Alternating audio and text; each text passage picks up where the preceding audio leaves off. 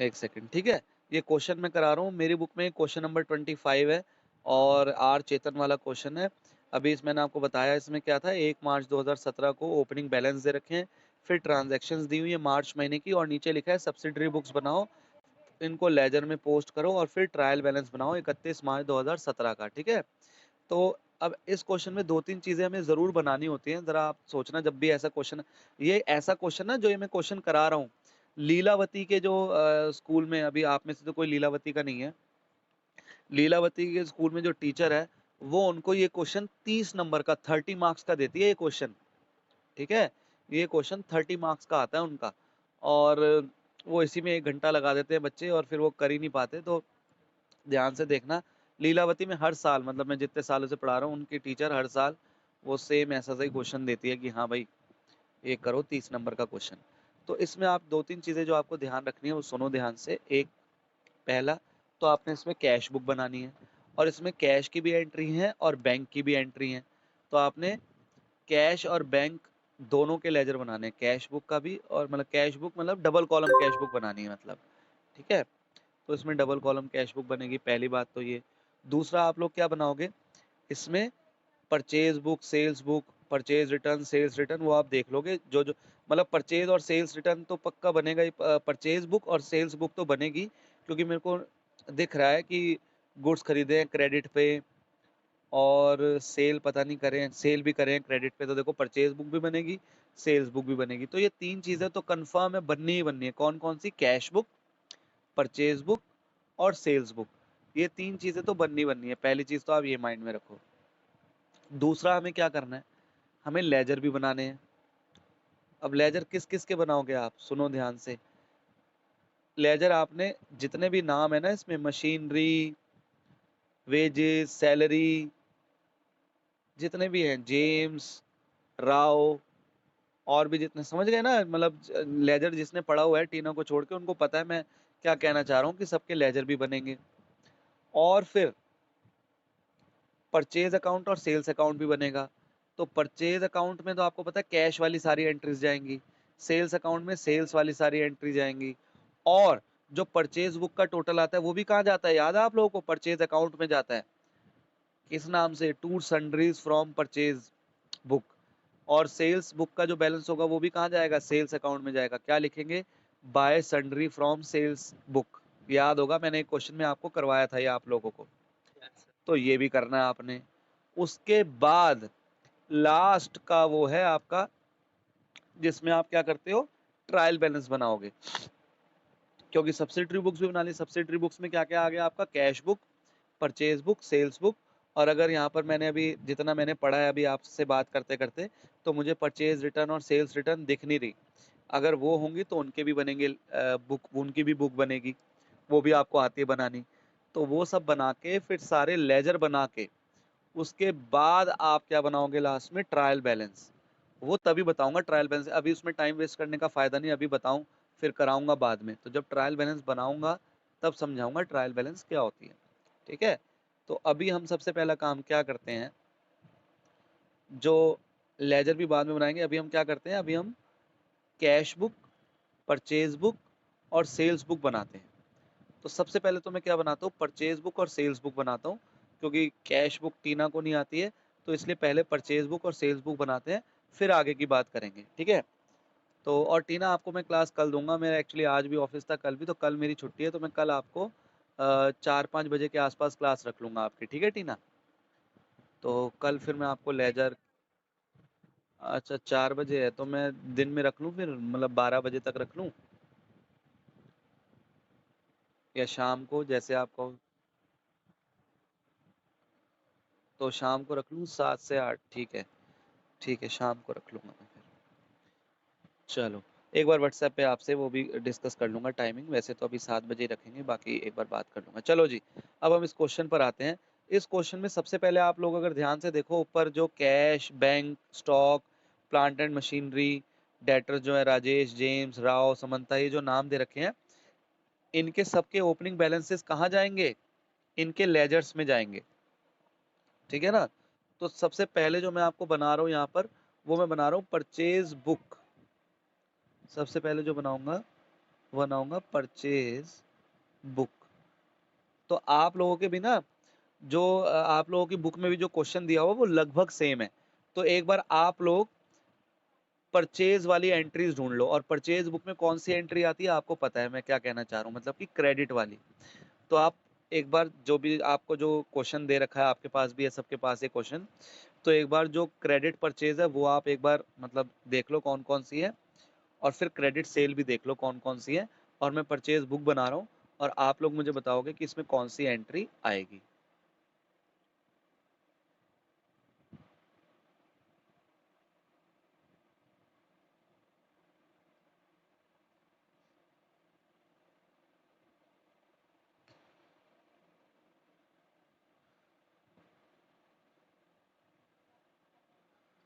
ठीक है,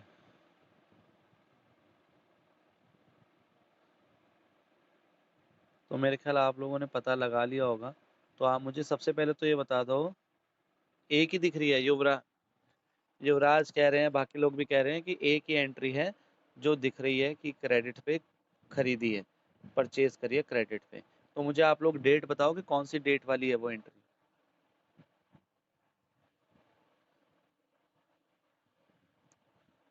very good, मुझे भी एक दिखी, नहीं मेरे को एक और भी दिखी है, पहले तो एक दिख गई। 25 मार्च की क्या लिखा है, bought goods on credit from Samantha, यही लिखा है आप सबकी बुक में भी। हाँ तो देखो क्या है, क्या खरीदे हैं, गुड्स खरीदे हैं, पहली कंडीशन फुलफिल हो गई। दूसरी क्या है कि वो क्रेडिट पे उधार पे होना चाहिए, तो क्या उधार पे खरीदा है, हाँ उधार पे खरीदा है। तो क्या ये एंट्री परचेज बुक में आएगी, हाँ बिल्कुल आएगी। तो मैं यहाँ डेट डालूंगा 25 मार्च, और किससे खरीदा है हमने, समंता से। ठीक है, क्या खरीदे हैं, गुड्स। जब ऐसे लिखा है गुड्स लिखेंगे हम भी, जब उसने गुड्स बताया नहीं हमारा किस चीज़ का बिजनेस है। कितने रुपए का खरीदा है समंता से, 2475। मेरी बुक में जो अमाउंट है वो है 2475।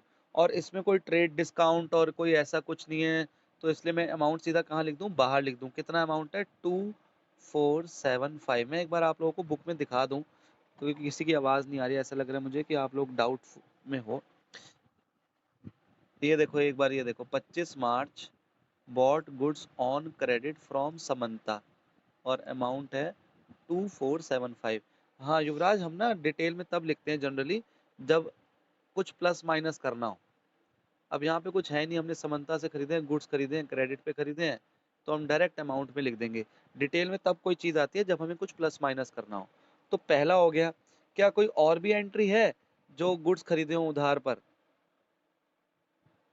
देखा आप लोगों ने किसी और के, कोई और भी एंट्री है क्या। अच्छा, मेरी बुक में तो मुझे दिख रही है, मैं आप एक बार आप लोगों को दिखा देता हूँ। देखो ये रही 29 मार्च की, bot goods on credit from Samantha, दोबारा आ गई, ऊपर भी थी bot goods on credit from Samantha. अच्छा चलो कोई नहीं, चलो हम तो इससे कर रहे हैं ना, तो ये देखो, पता नहीं पर अब इसमें दे रखी है तो देख लो एक बार क्या है। हाँ यार पता है क्या, पुरानी बुक्स में ना, हाँ इसके अकॉर्डिंग कर लेते हैं। हाँ अरे पता है क्या, इसमें बहुत सारे आंसर गलत भी आते हैं, चलो फिर हम भी इसको फिर भी करते हैं, हम अपनी तरफ से सही करेंगे, इससे मैच करे ना करे। ट्रायल बैलेंस के ना दोनों साइड इक्वल आती हैं। एक बात याद रखो, ट्रायल बैलेंस में दो साइड होंगी, डेबिट और क्रेडिट, वो दोनों इक्वल आनी चाहिए। वो दोनों इक्वल नहीं आएंगी तो समझ लो हमने जो क्वेश्चन करा है वो गलत करा है, और अगर दोनों साइड इक्वल आ गई तो हमारा क्वेश्चन सही है, चाहे वो इससे मैच करे ना करे, क्योंकि ये डाउटफुल है, कहीं गलत ना दे रखा हो, ठीक है ना। तो हमारे को एक और तरीका है वेरीफाई करने का, अगर हमारे ट्रायल बैलेंस की डेबिट और क्रेडिट साइड इक्वल आ गई, इसका मतलब हमने क्वेश्चन सही करा है। तो इसलिए उसकी टेंशन नहीं है, चाहे ये सही है गलत दे रखा हो, खत्म करो। हम तो ये समझते हैं कि ये क्वेश्चन बिल्कुल सही है और उसके अकॉर्डिंग हम कर रहे हैं, ठीक है ना। तो चलो देखते हैं, bot goods on credit from Samantha, तो युवराज की बात बिल्कुल ठीक है कि सर दोबारा बिल्कुल सेम, मतलब एक ही चीज सेम टू सेम लिखी हुई है, कुछ भी एक वर्ड का भी डिफरेंस नहीं है, और आप लोगों की बुक में तो ये एंट्री दी नहीं हुई। लेकिन फिर भी अभी मैं ऐसा मानता हूँ कि ये क्वेश्चन बिल्कुल ठीक है, और हम इसके अकॉर्डिंग कर रहे हैं। तो bot goods on credit from Samantha 2805 रुपए के, तो फिर से कर लेंगे ये एंट्री। अब क्या है, 28 मार्च, फिर से लिखेंगे समंता, और क्या खरीदे, गुड्स, और कितने खरीदे, 2805 रुपए के, 2805। 5 रुपए के खरीदे हैं, और अब मेरी बुक में कोई एंट्री नहीं है जो कि परचेज, क्रेडिट परचेज से रिलेटेड हो, तो इसको मैं कर देता हूँ बंद, और इसका निकाल लेता हूँ आंसर यहीं पे। तो यहाँ लिख देता हूँ परचेज अकाउंट डेबिट, और इसका टोटल कर लेते हैं 5 और 5 10, 8, 4 और 8 12, 1, 5280 रुपीज, 5280 रुपए की हमने क्रेडिट पे परचेज करी है एक महीने में। एक महीना मतलब 25, और मतलब 1 मार्च से 31 मार्च में। अब हम आते हैं सेल्स बुक पे। अब हम आते हैं सेल्स बुक पे, और सेल्स बुक में हम सेम यही कॉलम बनाएंगे।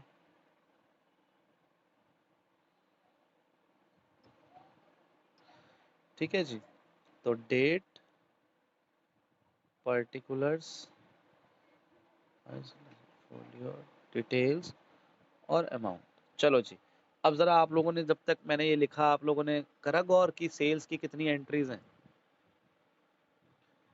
देखी क्रेडिट पे सेल्स, एक ही है, डेट बता दो मुझे।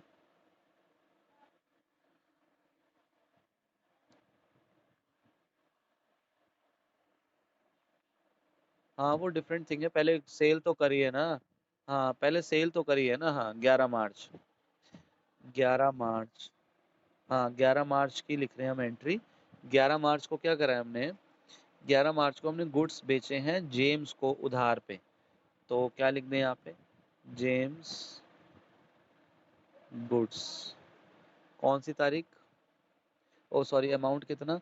सोल्ड गुड्स ये है 4125 रुपये, 4125 रुपीज़। 4125 की हमने उसको गुड्स बेचे हैं। तो अब मुझे ये बताओ कि कोई और भी एंट्री है क्या गुड्स सोल्ड करने की?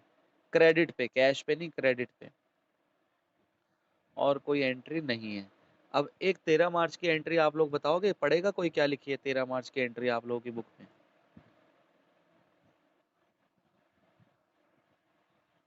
For goods return. इसका मतलब क्या हुआ? इसका मतलब ये हुआ कि जेम्स ने गुड्स क्या कर दिए? रिटर्न कर दिए हमें, और हमने उसको एक क्रेडिट नोट दिया। क्रेडिट नोट एक तरीके से क्या हो गया, अभी जब हम वाउचर पढ़ेंगे तब आपको अच्छे से समझाऊंगा। क्रेडिट नोट एक तरीके से ये हो गया, जैसे आपने सामान वापस करते हो अमेजोन वगैरह को, तो एक वो दे देते हैं कि भाई आप इसके बदले कुछ और खरीद लो। समझ गए हो? कि एक एक प्रूफ दे देते हैं कि हाँ भाई ये आपने मतलब सामान वापस करा है, तो ये आपके एक तरीके से हमने पैसे वापस करने हैं। क्रेडिट नोट एक एक फॉर्मेट होता है इसका। जब वाउचर चैप्टर पढ़ेंगे हम, थ्योरी का चैप्टर है, तो उसमें उसका एक फॉर्मेट दिया होगा कि क्रेडिट नोट किस तरीके से बनता है। ठीक है? तो अभी हमने उसके पैसे वापस नहीं करे, मतलब हमने तो एक्चुअली, उसने हमें सामान जो है हमने उसको बेचा ही उधार पे था, तो हमने उसको एक क्रेडिट नोट इशू कर देते हैं, जो कि गुड्स रिटर्न करने के टाइम पे दिया जाता है। ठीक है? तो अभी क्या हुआ है, अभी हमारा मेन फोकस ये नहीं है कि क्रेडिट नोट क्या है, अभी हमारा मेन फोकस है कि जेम्स ने गुड्स रिटर्न कर दी हैं। तो मुझे कोई बताएगा कोई और बुक भी बनेगी, या इन दो बुक्स में बना के बस खत्म हो गई बात, या कोई और बुक भी बनेगी? Very good, sales return book भी बनेगी, क्योंकि जेम्स ने हमें गुड्स को क्या कर दिया? रिटर्न कर दिया। जो हमने सेल करी थी वो रिटर्न कर दी। तो इसको तो यहीं बंद कर दो, 4125 रुपये ये तो यहीं बंद हो गए। ठीक है, इसको साइड करो। अब मेरे पास ये, मैंने पेंसिल से तो खींचा नहीं था कि मैं मिटा दूं, लेकिन आप लोग तो एक ही बार में बार बार बोलते हो लाइन खींच के, यहाँ मिटा देना, फिर अब यहाँ मिटा देना, और अब मैं यहाँ पर अब मैं यहीं से शुरू कर रहा हूँ, सेल्स रिटर्न बुक। ये सेल्स रिटर्न को एक और नाम से भी जानते हैं, और परचेज रिटर्न को एक और नाम से भी जानते हैं। अभी वो डिस्कस करूंगा, पहले ये बना लें। हाँ वेरी गुड, वेरी गुड। हाँ तो ये पता है हर्ष को।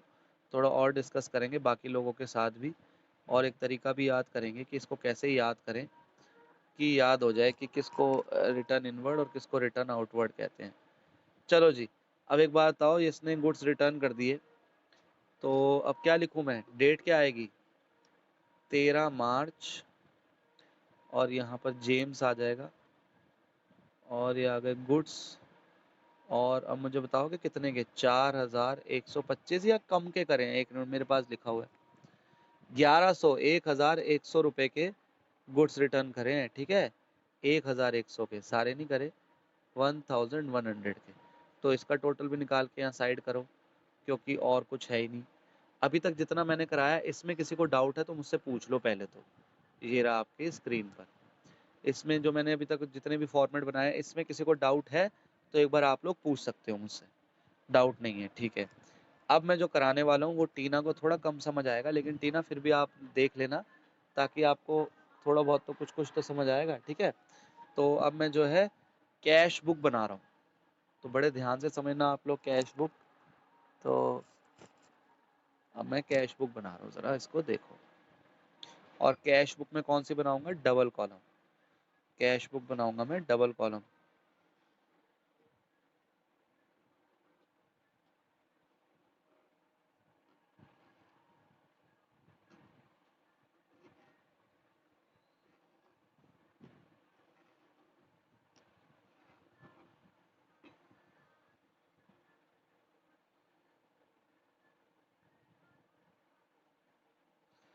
अब मैं यहाँ लिख लूँ ज़रा, ये हो गया date, particulars, journal folio, cash, bank, date.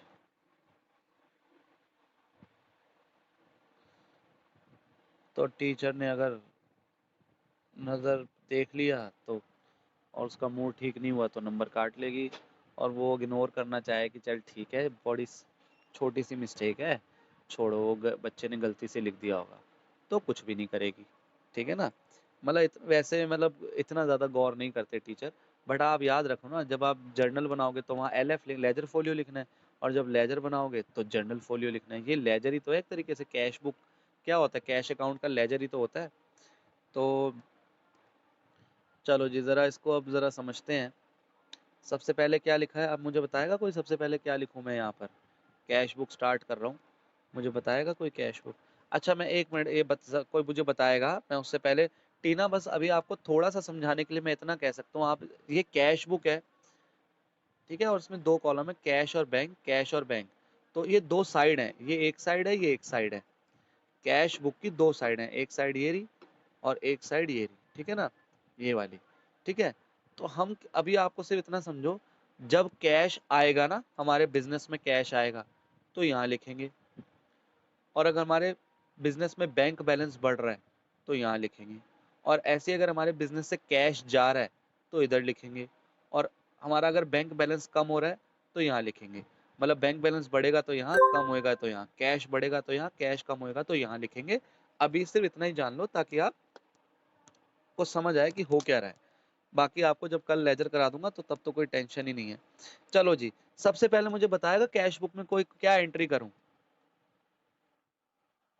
Very good. मुझे लगा था कि कोई बोलेगा कि सर 1 मार्च को कैश सेल्स हुई है वो एंट्री नहीं। ऊपर देखो सबसे पहले क्या लिखा है, 1 मार्च को आपको कैश का और बैंक का बैलेंस दे रखा है, तो आप बैलेंस BD लिखोगे। तो यहाँ पे आप लिखोगे 1 मार्च, और यहाँ लिखोगे टू बैलेंस BD। मतलब कि 1 मार्च को आपकी जेब में कितने पैसे हैं? कैश कितना है? 1540 रुपये है। और जो बैंक है वो 8250 रुपये है, और ये ओवरड्राफ्ट नहीं है, एक बैंक बैलेंस है। हर्ष कुछ पूछ रहा था, किसी को कुछ पूछना तो पूछ सकता है जब तक मैं कर रहा हूँ इसको। हाँ, अंश पूछ रहा है, हाँ। लेदर फुल रखा, कोई नहीं, आप JF लिखो कैश बुक में, जैसे भी लिखा है आप JF लिखो इसको, ठीक है ना। लेजर में हमेशा JF आता है। हाँ, मतलब इतनी ये कोई बड़ी छोटी, इसमें यहाँ कुछ आना तो है नहीं, ठीक है ना। तो इतना गौर कोई नहीं करता ना, मतलब इसके नंबर काटते हैं। अभी मैंने आपको बोल भी दिया कि कोई इतना ध्यान नहीं देता इस पे। मेन टीचर ये देखेगी आपने अमाउंट क्या लिखा है, और ये यहाँ पर क्या लिखा है, या ये देखेगी JF लिखा है, यहाँ ठीक करा है सब कुछ, JF लिख दिया मैं इसके नंबर। मेन टीचर को भी क्या चाहिए कि आपके कॉन्सेप्ट क्लियर हैं। हर टीचर ये चाहता है कि बच्चे के कॉन्सेप्ट क्लियर है क्या। अब कोई ऐसे थोड़ी है किसी की हैंडराइटिंग कम अच्छी है तो उसको 100 में से 100 नहीं मिल सकते। थोड़ी अगर कम हैंड राइटिंग भी अच्छी होती है किसी स्टूडेंट के तो उसके भी 100 आउट। ऐसे तो टीचर कहते हैं भाई इसकी हैंड राइटिंग कम अच्छी है, मेरे को तो भाई पूरे 100 आउट ऑफ 100 नहीं दूंगी। तो वो सबकी हैंड राइटिंग है, इस पे कुछ कर नहीं सकते। तो ये छोटी छोटी चीजें हैं। पर जनरली क्या होता है, जर्नल जब जर्नल करते हैं तो वहाँ LF लिखते हैं, और जब लेजर बनाते हो तो तब यहाँ JF लिखते हैं, ठीक है। तो अब इस पे मेरे को लगता है कि ज्यादा डिस्कशन करने की बात है नहीं। अब हम जरा क्वेश्चन करते हैं। तो अब हमने बैलेंस BD लिख दिए। अब सबसे पहले क्या दे रखा है, 1 मार्च, 1 मार्च को लिखे कैश सेल्स, मतलब हमने सेल करी है कैश में। तो एक बार टीना भी सोचे, बाकी सब भी सोचें, जब हम सेल करेंगे कैश में तो कैश आएगा या जाएगा? कैश आएगा। कैश आएगा तो यहाँ लिख देंगे। कितना अमाउंट है? 1925। 1925 रुपए कैश। और क्यों आया है? जर्नल एंट्री सोच लो जरा, cash account debit to sales account. Journal entry क्या होगी? Cash account debit to sales account. तो ये हमारे 1925 रुपए यहाँ आ गए। अब जरा आगे देखते हैं आगे क्या लिखा है। अब हमें याद रखना कौन सी एंट्रीज लेनी है कैश बुक में। कैश बुक में कौन सी एंट्री लेंगे? जो कैश और बैंक से रिलेटेड होंगी।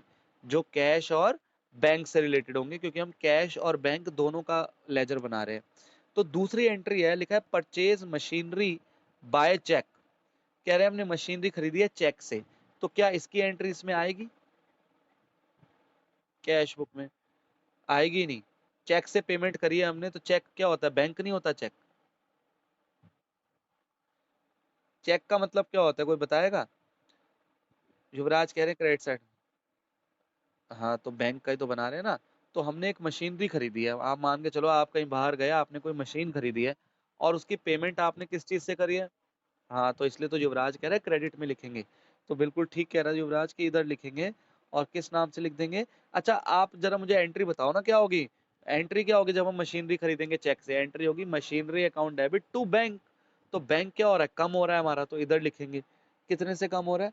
4675 से कम हो रहा है। इतने की मशीनरी हमने खरीदी है, तो यहाँ लिख देंगे बाय मशीनरी। ठीक है जी, बाय मशीनरी अकाउंट। अब अगली एंट्री आ गई 4 मार्च की। लिखा है पेड सैलरीज बाय चेक। तो क्या ये आएगा कैश बुक में? कैश बुक में आएगी। क्यों? क्योंकि चेक से पेमेंट करी है। चेक मतलब बैंक से पेमेंट करी है। और बैंक बैलेंस क्या होगा जब हम सैलरी देंगे? तो बैंक बैलेंस कम होएगा। मतलब किस तरफ आएगा? क्रेडिट साइड में। कितने रुपए लिखूं मैं? 2750 रुपीज। और एंट्री क्या हो जाएगी? Salary account debit to bank. तो बाय सैलरी अकाउंट। ठीक है जी। 4 मार्च। हर्ष को समझ आ रहा है? हर्ष को डाउट तो नहीं है? हर्ष को बीच में मेरे ख्याल डाउट आया था कि ये एंट्री नहीं आएगी। चलो अगली एंट्री देखो 7 मार्च की। 7 मार्च की एंट्री मेरे में लिखी हुई है पेड वेजेस इन कैश। कह रहा है पेड वेजेस इन कैश। तो हमने क्या करा है? कह रहा है हमने वेजेस दिए कैश में। तो इससे क्या होगा जब हम वेजेस देंगे? हाँ, वेरी गुड। तो 7 मार्च को क्या होगा? कैश कम होएगा जब हम वेजेस देंगे। तो कैश कम होगा कितने से? कैश कम होएगा हमारा 440 रुपए से। तो यहाँ 440 लिख दो। और किस वजह से हो रहा है कैश कम? By wages account. या फिर जर्नल एंट्री बना लो, wages account debit to cash account. अच्छा, अब अगला देखते हैं अगले में क्या लिखा है। कह रहा है Rajesh settled his account by cheque less 5% discount. यही है क्या आप लोगों की बुक में भी यही एंट्री लिखी है सेम? ठीक है। Rajesh settled his account by cheque less 5% discount. तो इसके आगे अमाउंट नहीं लिखा। तो कितने पैसे राजेश से वो करने थे, हमें लेने थे, जो उसने चेक से दे दिए? अमाउंट तो लिखा नहीं। 27,500 देखो ऊपर लिखा है सन्ड्री डेटर्स में राजेश। अब मेरी बुक में ना 27,500 नहीं, 2,750 लिखा है। ठीक है ना, तो मैं अब इसको 2,750 बोलता हूँ। आप लोगों में एक जीरो ज्यादा बढ़ा के लिखी हुई है, तो कोई इतना इशू है नहीं।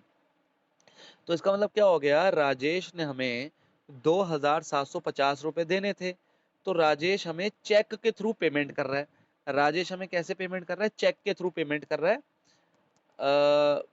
जो उसने अमाउंट हमें देना था, लेकिन हमने उसको क्या कहा कि तू पूरे 2,750 रुपए, 2,750 रुपए मत दे। तू ऐसा कर, 5% डिस्काउंट ले ले। तू कह रहा ना 5% डिस्काउंट चाहिए, तो 5% डिस्काउंट ले ले। तो अब मुझे बताओगे हमारे पास जो अमाउंट आएगा, क्या वो पूरा 2,750 आएगा या 5% डिस्काउंट के बाद जो अमाउंट बनेगा वो आएगा?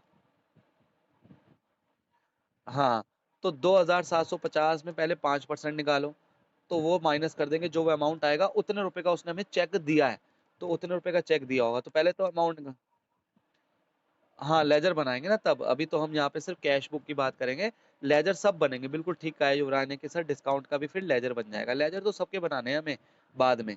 पहले हम, लेकिन आज हम इतना कर रहे हैं, तो इसमें पहले मुझे बताओ कितना होएगा 5%, 2750 का, 2750 का 10% हो गया 275 रुपए, और 275 का आधा कितना होता है, 275 का आधा होता है 137 रुपए 50 पैसे शायद, 275 का आधा 75 का, है ना, कितना बोला था मैंने अभी,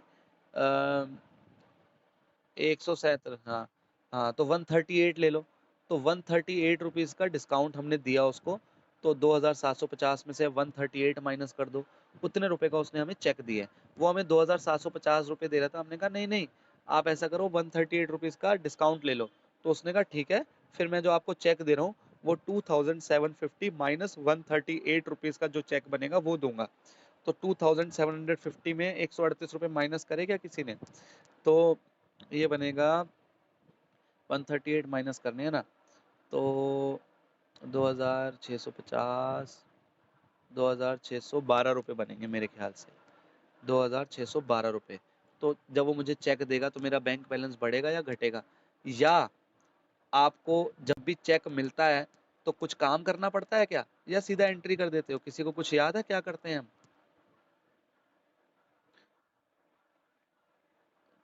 क्या करते हैं हम क्या, हाँ, नहीं लिखा ना,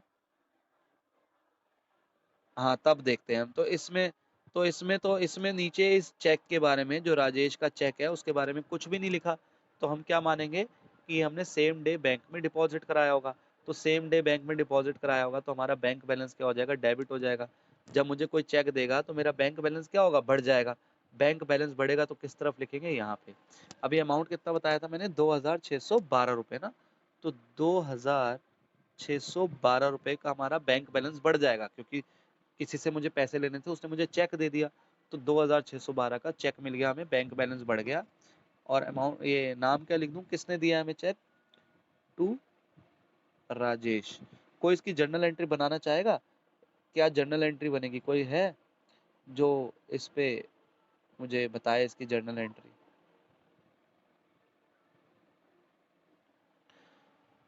कोई नहीं बता रहा, चलो मैं ही बता देता हूँ। इसके देखो पूरी जर्नल एंट्री क्या होएगी, bank account debit, discount allowed account debit, इसकी जर्नल एंट्री होगी बैंक अकाउंट डेबिट 2612 रुपये, discount allowed account debit 138 rupees, to Rajesh 2750 rupees. ठीक है जी, ये इसकी जर्नल एंट्री होनी थी, ये मैंने आपको आपकी नॉलेज के लिए बताया। अब 11 मार्च नहीं 9 मार्च की एंट्री के बाद अब हम आते हैं 11 मार्च पे।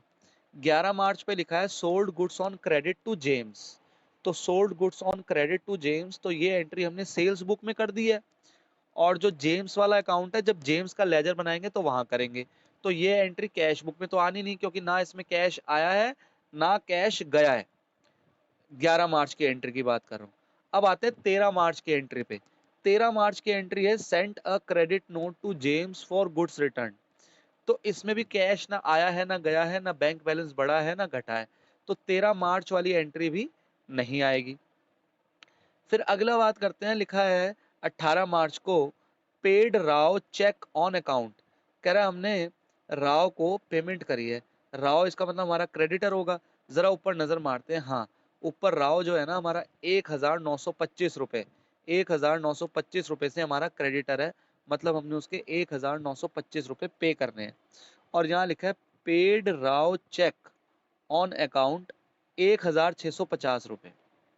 अभी मुझे युवराज ने क्वेश्चन दिखाया था, तो उसमें लिखा था paid Rao cheque on account in full settlement, ऐसे लिखा था शायद, है ना, सही बोल रहा हूँ मैं, आप लोगों की बुक में लिखा हुआ है इन फुल सेटलमेंट, मेरी बुक में नहीं लिखा हुआ, मेरी बुक में नहीं लिखा हुआ। और आपको पता है जब तक फुल सेटलमेंट ना लिखा हो तो हम ऐसा नहीं मानते कि पूरी पेमेंट हो गई है, तो हम ऐसा नहीं मानते कि पूरी पेमेंट हो गई है। जब आपके उसमें लिखा हुआ है कि फुल सेटलमेंट, तो आपको पता है ना कि हमने जितने पैसे देने थे उससे कम देते हैं और बाकी का हमें डिस्काउंट मिल जाता है। लेकिन मेरे यहाँ पर ऐसा कुछ नहीं लिखा कि फुल सेटलमेंट हुई है, तो मैंने 1925 रुपए देने थे और अभी दिए हैं 1650 रुपए, तो बाकी जो डिफरेंस अमाउंट है वो मुझे अभी भी राव को आगे चल के देना होगा, मेरी बुक के अकॉर्डिंग कह रहा हूँ। और आपकी बुक के अकॉर्डिंग का क्या मतलब है कि 1925 रुपए देने थे, 1650 रुपए दिए हैं और बाकी जो डिफरेंस अमाउंट है वो मुझे उसने डिस्काउंट दे दिया है, मतलब मेरे लिए डिस्काउंट रिसीव्ड है। लेकिन ये आपकी बुक के अकॉर्डिंग है, लेकिन अभी हम क्वेश्चन मेरी बुक के अकॉर्डिंग कर रहे हैं, तो मेरी बुक में कहीं नहीं लिखा कि फुल सेटलमेंट है। जरा आप लोग देख लो, paid Rao cheque on account full stop, बस अमाउंट लिखा हुआ है 1650 रुपए। तो मेरे हिसाब से मेरी बुक के अकॉर्डिंग तो बाकी जो अमाउंट है वो अभी हमें आगे चल के राव को देना होगा। जब क्वेश्चन कहेगा तब देंगे, जब तक हम ऐसे मानेंगे कि बाकी का अमाउंट अभी हमने उसको देना है। तो हमने अब चेक से पेमेंट करी है राव को, तो मुझे कोई बताएगा कि मेरा बैंक बैलेंस बढ़ेगा या घटेगा जब मैं चेक काट के दूंगा किसी को कि ये लो पैसे देने? कम होएगा। तो किस तरफ लिखूंगा? इस तरफ लिखूंगा, क्रेडिट साइड। तो क्या लिखूं? बाय राव, और 18 मार्च, और कितने रुपए दे रहा हूं मैं? मेरी बुक में लिखा हुआ है 1650 रुपए। मेरी बुक मतलब कि ये जो मतलब कि चेक चेक के थ्रू दे रहा हूँ पेमेंट, मतलब बैंक बैलेंस मेरा कम होएगा। तो अब आते हैं अगला, 20 मार्च। 20 मार्च पे मैं जो एंट्री बोल रहा हूँ जरा देखना, आप लोगों की बुक में भी यही लिखी है या थोड़ा बहुत डिफरेंस है? लिखा है received loan from bank of Baroda, बस इतना ही लिखा है आप लोगों की बुक में भी।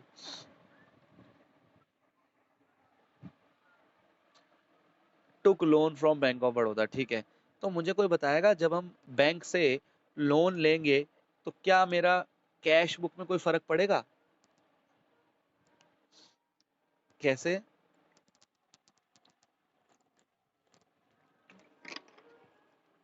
Very good. बैंक बढ़ेगा तो इधर लिख दूंगा। अमाउंट कितना है?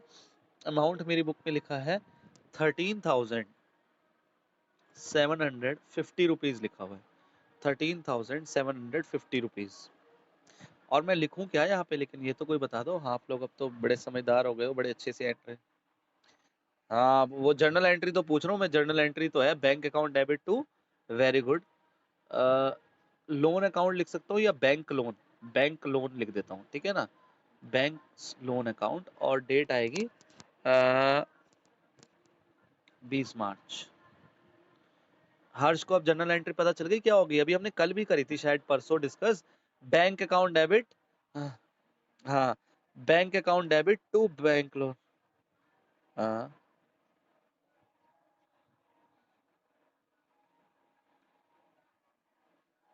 हाँ हाँ, वो हमने डिस्कस, वो क्वेश्चन हमने डिस्कस करा था, मेरे को याद है ना। युवराज को मैंने उस दिन हमारी बात भी हुई थी कि ऐसा क्वेश्चन आपके पेपर में कभी लाइफ में नहीं आएगा। तो और मुझे पता है अगर आप लोगों के पेपर में आ भी गया तो आप अपना दिमाग लगा के फिर भी कर सकते हो। हाँ, लेकिन उसकी जरूरत ही नहीं है, ऐसा क्वेश्चन पेपर में आना ही नहीं है, तो क्यों हम इतना दिमाग लगाएं? जो जैसे हमें आने हैं उसको करेंगे ना। या मुझे ऐसा लगेगा कि इस चीज की मुझे आपको नॉलेज देनी चाहिए, तो वो मैं आपको एक्स्ट्रा नॉलेज देता ही रहता हूँ। लेकिन जो पेपर में कंफर्म है आना ही नहीं है, तो क्यों हम उसमें माथापच्ची करें, इतना दिमाग खराब करें अपना? बिल्कुल ठीक कह रहे हैं अंश, वो एसबीआई और पीएनबी वाला क्वेश्चन है वो। ठीक है, चलो उसको भी हम छोड़ते हैं। ये एंट्री बनेगी bank account debit to bank loan account, हमारी लायबिलिटी बढ़ेगी, ठीक है। तो अब हम आगे बढ़ते हैं। आगे अब हमारा जो अगला है वो लिखा है withdrawn from bank for private purposes. तो मुझे कोई जर्नल एंट्री बताना चाहेगा इसकी? हाँ, बाय ड्राइंग अकाउंट लिख दूं, लेकिन जर्नल एंट्री बताएगा कोई क्या होगी? Withdrawn from bank for private purpose to bank account. Very good. Drawing account debit to bank account. और दूसरी बात, बैंक बैलेंस कम हुआ है तो इधर लिखेंगे। कितने रुपए से कम हुआ है? ये लिखा है 825 रुपए, 825 रुपीज। और किस वजह से हुआ है? प्राइवेट पर्पस, पर्सनल पर्पस, ऐसे सब लिखा होता है तो क्या मानते हैं हम? ड्राइंग। और ये जो डेट है वो है 22 मार्च। आप लोगों की बुक में इसके बाद भी एंट्रीज कब तक है, कौन सी तारीख तक है? लास्ट लास्ट एंट्री क्या लिखी है? उसके उससे पहले सॉरी, उससे पहले। तो फिर आप लोगों की ये समन्ता वाली 2 बार एंट्री है जो वो नहीं डाली हुई है ना। चलो ठीक है, कोई बात नहीं, अभी आगे बढ़ते हैं फिर आप लोगों को पता चल जाएगा। फिर अगली एंट्री बोल रहा हूँ, अभी 22 मार्च के बाद बोल रहा हूँ। 25 मार्च की लिखी है bought goods on credit from Samanta. तो ये एंट्री हम परचेज बुक में कर चुके हैं, ये रही समन्ता वाली, ठीक है, 25 मार्च की। और दूसरा इफेक्ट इसका कहाँ जाएगा? समन्ता का जब लेजर बनाएंगे, एक तो परचेज बुक में आ गया, दूसरा इफेक्ट कहाँ जाएगा? जब हम समन्ता का लेजर बनाएंगे वहां पर आएगा। उसके बाद अब हम अगली एंट्री पढ़ते हैं। अगली एंट्री लिखी है 27 मार्च की, paid corporation tax by cheque. तो कॉरपोरेशन टैक्स जो है वो प्रोपराइटर का अपना नहीं होता, तो इसलिए ये किसका खर्चा है? ये बिजनेस का ही खर्चा है। तो इसकी जर्नल एंट्री कोई बताना चाहेगा क्या होगी? Paid corporation tax by cheque. कोई बताना चाहेगा इसकी जर्नल एंट्री? बहुत आसान है, मैंने हिंट भी दे दिया है। टू बैंक, चेक से पेमेंट करिए ना। हाँ बिल्कुल ठीक बोली है हर्ष ने एंट्री। तो जब मैं टैक्स पे करूंगा तो हेलो हेलो हेलो हेलो, अभी भी हेलो। अच्छा चलो, अब ठीक आ रही है युवराज को? हेलो, ठीक है, चलो ठीक है। तो इसमें क्या हुआ, मैंने टैक्स, कॉर्पोरेशन टैक्स पे करा है, तो मेरा बैंक बैलेंस क्या होएगा? मेरा बैंक बैलेंस कम हो जाएगा। बैंक बैलेंस कम होगा तो किस तरफ लिखूंगा? क्रेडिट साइड में। और कितने रुपए मैंने कॉर्पोरेशन टैक्स पे करा है, जरा ये देख लेता हूँ। 1155 रुपए, 1155 रुपीज। और इसको लिख दूंगा बाय कॉर्पोरेशन टैक्स, और डेट है 27 मार्च। बिल्कुल ठीक। अब अगली एंट्री लिखी है मेरी बुक में, bot goods on credit from Samantha. तो ये एंट्री क्रेडिट वाली है, कैश में तो आएगी नहीं, और वो हमने ये कर दी। और दूसरा इसका इफेक्ट जाएगा समंता के लेजर में, तो इसको भी खत्म करते हैं बात। अब अगली जो एंट्री लिखी है मेरी बुक में 30 मार्च, 30 मार्च की लिखी है, वो एंट्री लिखी है cash sales and paid into bank. हमने सेल करी है कैश में, और हमने वो अमाउंट तुरंत ही बैंक में जमा करा दिया। तो मुझे कोई बताएगा एंट्री? या इसमें दो एंट्री कर दूं? पहली एंट्री तो क्या हो गई, cash account debit to sales account, और जो कैश आया वो मैंने कहा जमा करा दिया? बैंक अकाउंट में। आप समझे क्या हुआ? आप मेरे पास आए, मैंने आपको 3740। तू चेक इन हैंड कहाँ से आ गया? चेक तो किसी ने दिया ही नहीं मुझे। चेक किसने दिया मुझे बताओ? चेक इन हैंड का मतलब क्या होता है? कि मेरे हाथ में चेक है। कहाँ है मेरे हाथ में चेक? किसने चेक दिया मुझे, जरा बताना ये एंट्री पढ़ के। Cash sales and paid into bank, इसमें चेक का नामो निशान ही नहीं है, तो चेक कहाँ से आ गया? जरा मुझे ये बताओ पहले तो। इसमें तो ये हुआ कि आप मेरे पास आए, मेरी दुकान है, मैंने आपको 3740 रुपए का सामान बेचा, आपने मुझे 3740 रुपए कैश दिया, और आपके जाने के बाद मैं दुकान छोड़ के बैंक में गया, और बैंक में वो जो कैश दिया था आपने मुझे 3740 रुपए, वो मैंने बैंक में जमा करा दिया। इसमें चेक इन हैंड कहाँ से आ गया, पहले तो ये बताओ मुझे। चेक इन हैंड तो उस केस में आ सकता है जब मुझे किसी ने चेक दिया हो, जैसे आप मेरे पास आए और मैंने आपको सामान बेचा, और आपने मुझे चेक दे दिया, और वो चेक मैंने बैंक में सेम डे पे जमा नहीं कराया, तब cheque in hand word use होता है। अभी तो मुझे कैश ही दिया है ना आपने, और वो कैश मैंने बैंक में जमा करा दिया, तो चेक इन हैंड का तो कोई सवाल ही नहीं है इसमें, ठीक है? तो मेरे ख्याल अब डाउट क्लियर हो गया होगा हर्ष को, तो कोई अब डाउट होगा नहीं। तो इसमें अब हम दो एंट्री करेंगे। पहले तो कैश सेल्स, कैश सेल्स मतलब सेल्स करिए कैश में, तो एंट्री क्या हो जाएगी, मतलब मेरा क्या होगा, कैश बढ़ेगा। कैश बढ़ेगा तो कहाँ लिखूंगा? इधर। कितना कैश बढ़ेगा? ये बढ़ा है 3740 रुपए, और क्या लिख दूं? To sales account. कौन सी तारीख? 30 मार्च। अब मुझे कोई अगली एंट्री बताएगा क्या होगी जब ये कैश में बैंक में जमा कराऊंगा तो? तो यहाँ क्या लिख दूं? Bank account debit to cash account, और यहाँ क्या लिख दूं? By bank account. और जब कैश अकाउंट लिखा है, वेरी गुड, मेरे को ये था कौन टोकेगा मुझे, तो इधर सी लिख दूंगा, और इधर सी लिख दूंगा। वेरी गुड, ये कॉन्ट्रा एंट्री है। तो कैश लिखा है तो कैश में बैलेंस नहीं आएगा, कहाँ लिखूंगा? बैंक में। कितना है? 3740। और जब यहाँ बैंक लिखा है तो कैश में अमाउंट आएगा 3740। अभी टीना सोच रही होगी ये क्या हो रहा है, पर ठीक है, मतलब मेरे को लगता है बाकी चीज़ें आपको, मतलब करने, आप क्लास में रही तो उससे आपको ये है कि 10 15 20 25 50% कुछ तो समझ आया होगा। तो चलो जी, एक बार आगे बढ़ते हैं अब हम। ये हमने कर लिया, ये थी 30 मार्च की ही एंट्री। अब जो मैं अगली एंट्री पढ़ने जा रहा हूँ, कोई मुझे मैं मतलब आप लोगों से पूछना चाहूँगा, जब मैं इसको पढ़ूँगा उसके बाद आप लोग मुझे बताना कि क्या हमने इस टाइप का कैश बुक का क्वेश्चन करा था, जो मैं अब पढ़ने जा रहा हूँ। लिखा है all cash in hand with exception of retained for change was paid into bank 825। इसका मतलब मैं हिंदी में बता देता हूँ, फिर आप लोग बताना कि ऐसा क्वेश्चन हमने करा हुआ है क्या कैश बुक जब हमने चैप्टर करा था। कह रहा है जितना भी हमारे पास कैश इन हैंड बचा है ना, वो सारा का सारा बैंक में जमा करा दो, सिर्फ 825 रुपए कैश इन हैंड छोड़ना, बाकी सारा पैसा जो होगा वो बैंक में जमा करा देना। क्या इस टाइप का क्वेश्चन हमने कैश बुक में करा है? युवराज कह रहा है हाँ करा है।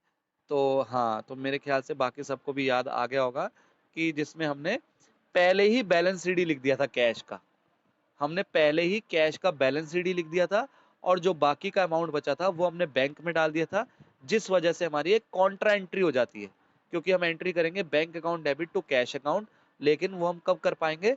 जब हम टोटल निकालेंगे कैश का। तो अब हमने सारी एंट्रीज कर ली हैं, कोई एंट्री नहीं बची है, तो अब हम क्या करते हैं, कैश अकाउंट का और बैंक अकाउंट का बैलेंसिंग फिगर निकालते हैं। जरा ध्यान से देखना, बड़े दिनों बाद दोबारा से वो कर रहे हैं, जिसमें मेरा 100% सक्सेस रेट है। मैंने आज तक गलती करी नहीं आप लोगों के आगे, तो इसलिए अभी भी बिल्कुल मैं ऐसी उम्मीद करता हूँ कि मैं सही करूँगा। ये आ गया 5। और कैश में देखने की जरूरत नहीं है कौन सी साइड बड़ी है, हमेशा यही साइड बड़ी आएगी।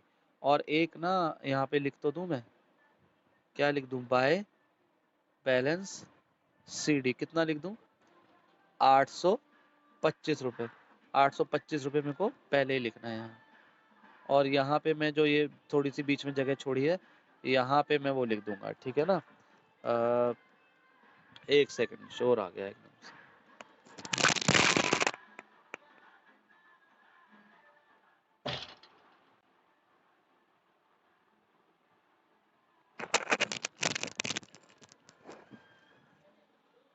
हेलो,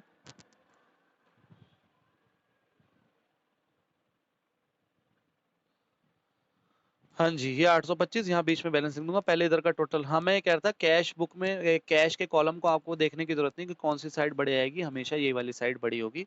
एक बार फिर से रिमाइंड करा दिया मैंने। 4 और 4 8, नहीं 4 और 4 8 नहीं, 4 और 2 6 और 4 10, 10 1 और 9 10 और 5 15 और 7 22, 2 और 1 3 और 1 4 और 3 7, 7,205 रुपये इधर का टोटल आ रहा है। अब मैं इसमें से इसको माइनस करता हूँ, 0 0 5, 5 में कितना ऐड करूँ कि 5 आ जाए 0।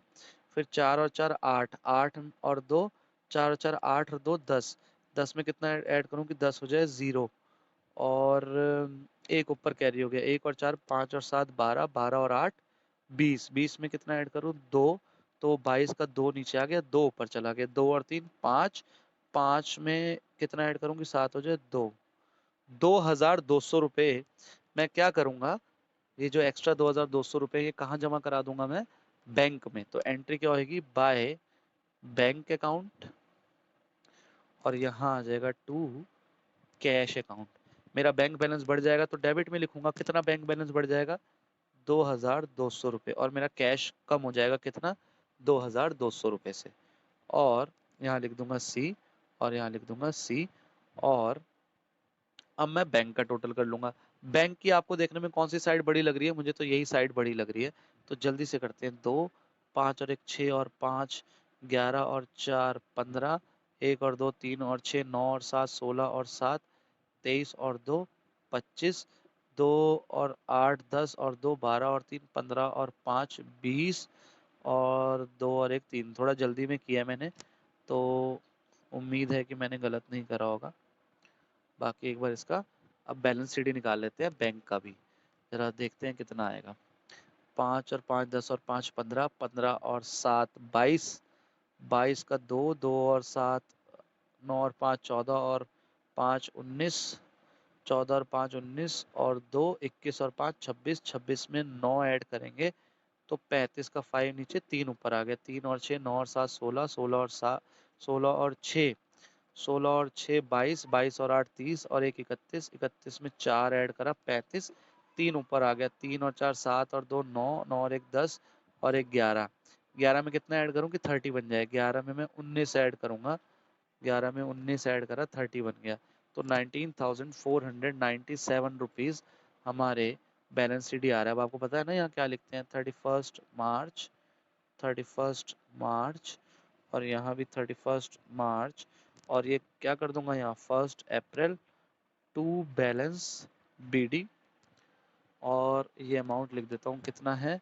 दोनों का, एक का है 825 और ये 19,497, और ये हो गई बंद।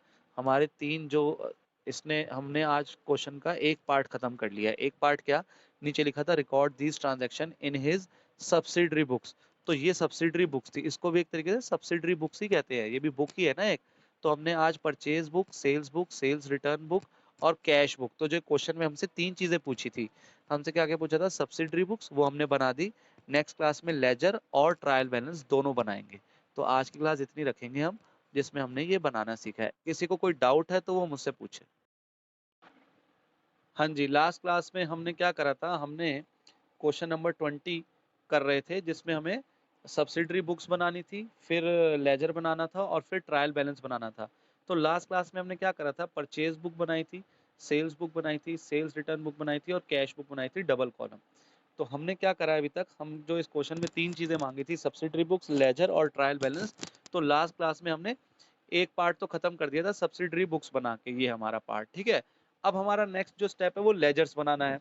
तो जितने भी लेजर्स हैं, मैंने अभी जो मुझे पता थे, जो ओपनिंग बैलेंसेस दे रखे थे जिनके, तो उनके मैंने लेजर बना दिए हैं। अभी मैंने सिर्फ फॉर्मेट बनाया है। स्टॉक दिया हुआ है हमें 19,250, फिर प्लांट एंड मशीनरी का हमें ओपनिंग बैलेंस दिया हुआ है, फिर डेटर्स में राजेश और जेम्स दिया हुआ है, फिर क्रेडिटर्स में राव और समंता दिया हुआ है, और ओपनिंग बैलेंस में हमें कैपिटल भी दिया हुआ है, तो कैपिटल का भी हमने बना लिया है लेजर। उसके बाद परचेज अकाउंट बनाया, क्योंकि हमने परचेज बुक बनाई थी, तो परचेज बुक का बैलेंस परचेज अकाउंट में जाएगा। फिर हमने सेल्स अकाउंट का लेजर बनाया, क्योंकि सेल्स बुक का जो अमाउंट होगा वो सेल्स अकाउंट में जाएगा। फिर हमने सेल्स रिटर्न अकाउंट बनाया, क्योंकि हमने सेल्स रिटर्न बुक बनाई थी, तो उसका अमाउंट यहाँ जाएगा। अभी तक हमने सिर्फ इसके फॉर्मेट ही बनाए हैं। अब क्वेश्चन अब हम स्टार्ट करने जा रहे हैं, और बाकी जो लेजर बनेंगे जब हम एंट्रीज पढ़ेंगे, जो डेट दे रखी है नीचे, उसके अकॉर्डिंग फिर हम और लेजर बनाते रहेंगे, ठीक है जी। तो अब आप लोग, बिल्कुल स्टार्टिंग से समझा रहा हूँ, जिसको लेजर पता भी है और जिसको लेजर नहीं पता, एक बार देख लो लेजर कैसे बनता है। तो आपको अगर क्वेश्चन में ओपनिंग बैलेंसेस दे रखे हैं ना, तो देखो जैसे स्टॉक का, प्लांट एंड मशीनरी का, डेटर्स राजेश जेम्स और जो बाकी लोग भी हैं, राव समंता कैपिटल, इनके 1 मार्च 2017 लिखा है मेरी बुक में। तो इनके जो बैलेंसेस दे रखे हैं ये ओपनिंग बैलेंसेस कहलाते हैं। जो ओपनिंग डेट पे दे रखे हो ये क्या कहते हैं, ओपनिंग बैलेंसेस कहलाते हैं। तो आप जितने भी नाम लिखे हैं, स्टॉक, प्लांट एंड मशीनरी और जो भी डेटर्स, क्रेडिटर्स, कैपिटल वगैरह सब दे रखे हैं, तो आप लोगों को सबको पता है कि इनके फेवरेबल बैलेंस कौन से होते हैं। फेवरेबल बैलेंस मतलब जब ये बढ़ते हैं तो क्या होते हैं, डेबिट या क्रेडिट, ये आप सबको पता है, ठीक है।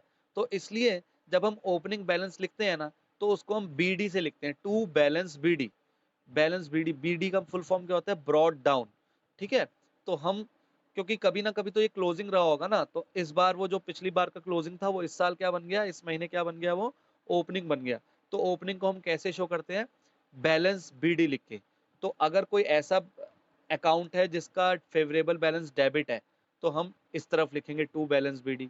और अगर कोई ऐसा अकाउंट है जिसका फेवरेबल बैलेंस क्रेडिट है, फेवरेबल बैलेंस का मतलब मैं फिर से बोल रहा हूँ कि जब वो बढ़ते हैं तो क्या होते हैं, तो अगर किसी का फेवरेबल बैलेंस क्रेडिट है, तो फिर हम उसका बैलेंस बीडी किस तरफ लिखेंगे, ओपनिंग बैलेंस क्रेडिट साइड में लिखेंगे।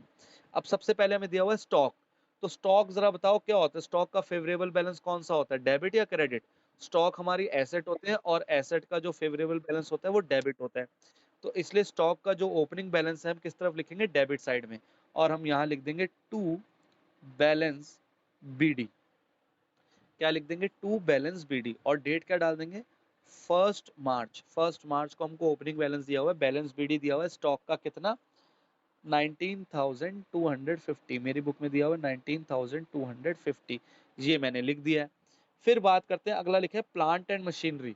तो प्लांट एंड मशीनरी भी जो है वो एक एसेट है, और उसका फेवरेबल बैलेंस डेबिट है, तो उसका ओपनिंग बैलेंस भी हम इस तरफ लिखेंगे। तो 1 मार्च को हम यहाँ लिख देंगे टू बैलेंस बीडी। कितना है बैलेंस बीडी इसका, इसका बैलेंस बीडी रखा है मेरी बुक में 44,000, तो 44,000 रुपये हम यहाँ लिख देंगे। उसके बाद जो अगला लिखा है सन्ड्री डेटर्स में लिखा है राजेश, तो सन्ड्री डेटर्स जो है हमारा राजेश है, डेटर भी एक एसेट होता है, तो एसेट का भी फेवरेबल बैलेंस क्या होता है, डेबिट होता है। तो इसका भी बैलेंस बीडी किस तरफ लिख देंगे, टू बैलेंस बीडी किस तरफ लिख देंगे, डेबिट साइड में, और अमाउंट लिख देंगे जो मेरी बुक में दिया हुआ है 2750, और आ जाएगा 1 मार्च।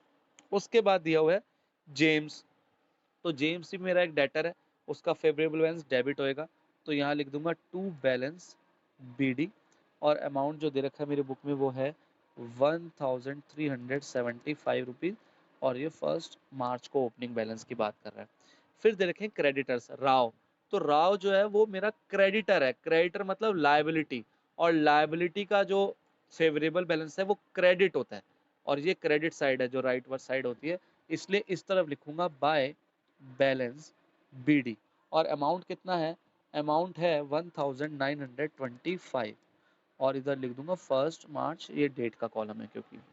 उसके बाद मेरी बुक में दे रखा है समंता, समंता भी एक क्रेडिटर है, तो समंता का भी जो फेवरेबल बैलेंस होगा वो लायबिलिटी है, तो क्रेडिट साइड होगा, तो यहाँ 1 मार्च को लिख दूंगा बाय बैलेंस बीडी, बीडी मतलब ब्रॉड डाउन, तो ये ओपनिंग बैलेंस जब लिखते हैं तब हम बीडी वर्ड यूज करते हैं, ब्रॉड डाउन होती है इसकी फुल फॉर्म। मैंने कैसे याद कर रखा है, ओपनिंग मतलब बिगिनिंग, तो मैंने इस बी को बिगिनिंग से याद करा हुआ है, ठीक है, तो कि बिगिनिंग में बी लिखना है, बीडी लिखना है, और इसका जो अमाउंट है वो 3575 है, 3575।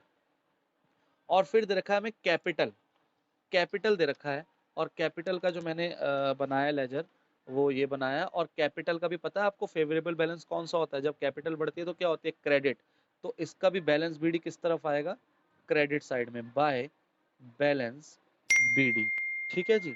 तो मेरे ख्याल ये सबको क्लियर है, मैं इसका अमाउंट लिख दूं 71,665, ये मेरी बुक में दिया हुआ है, ठीक है, इतना सबको क्लियर है अभी तक। हाँ जी, अब हम आते हैं नीचे जो डेट दे रखी है, जो ट्रांजैक्शंस दे रखी हैं उसको करते हैं।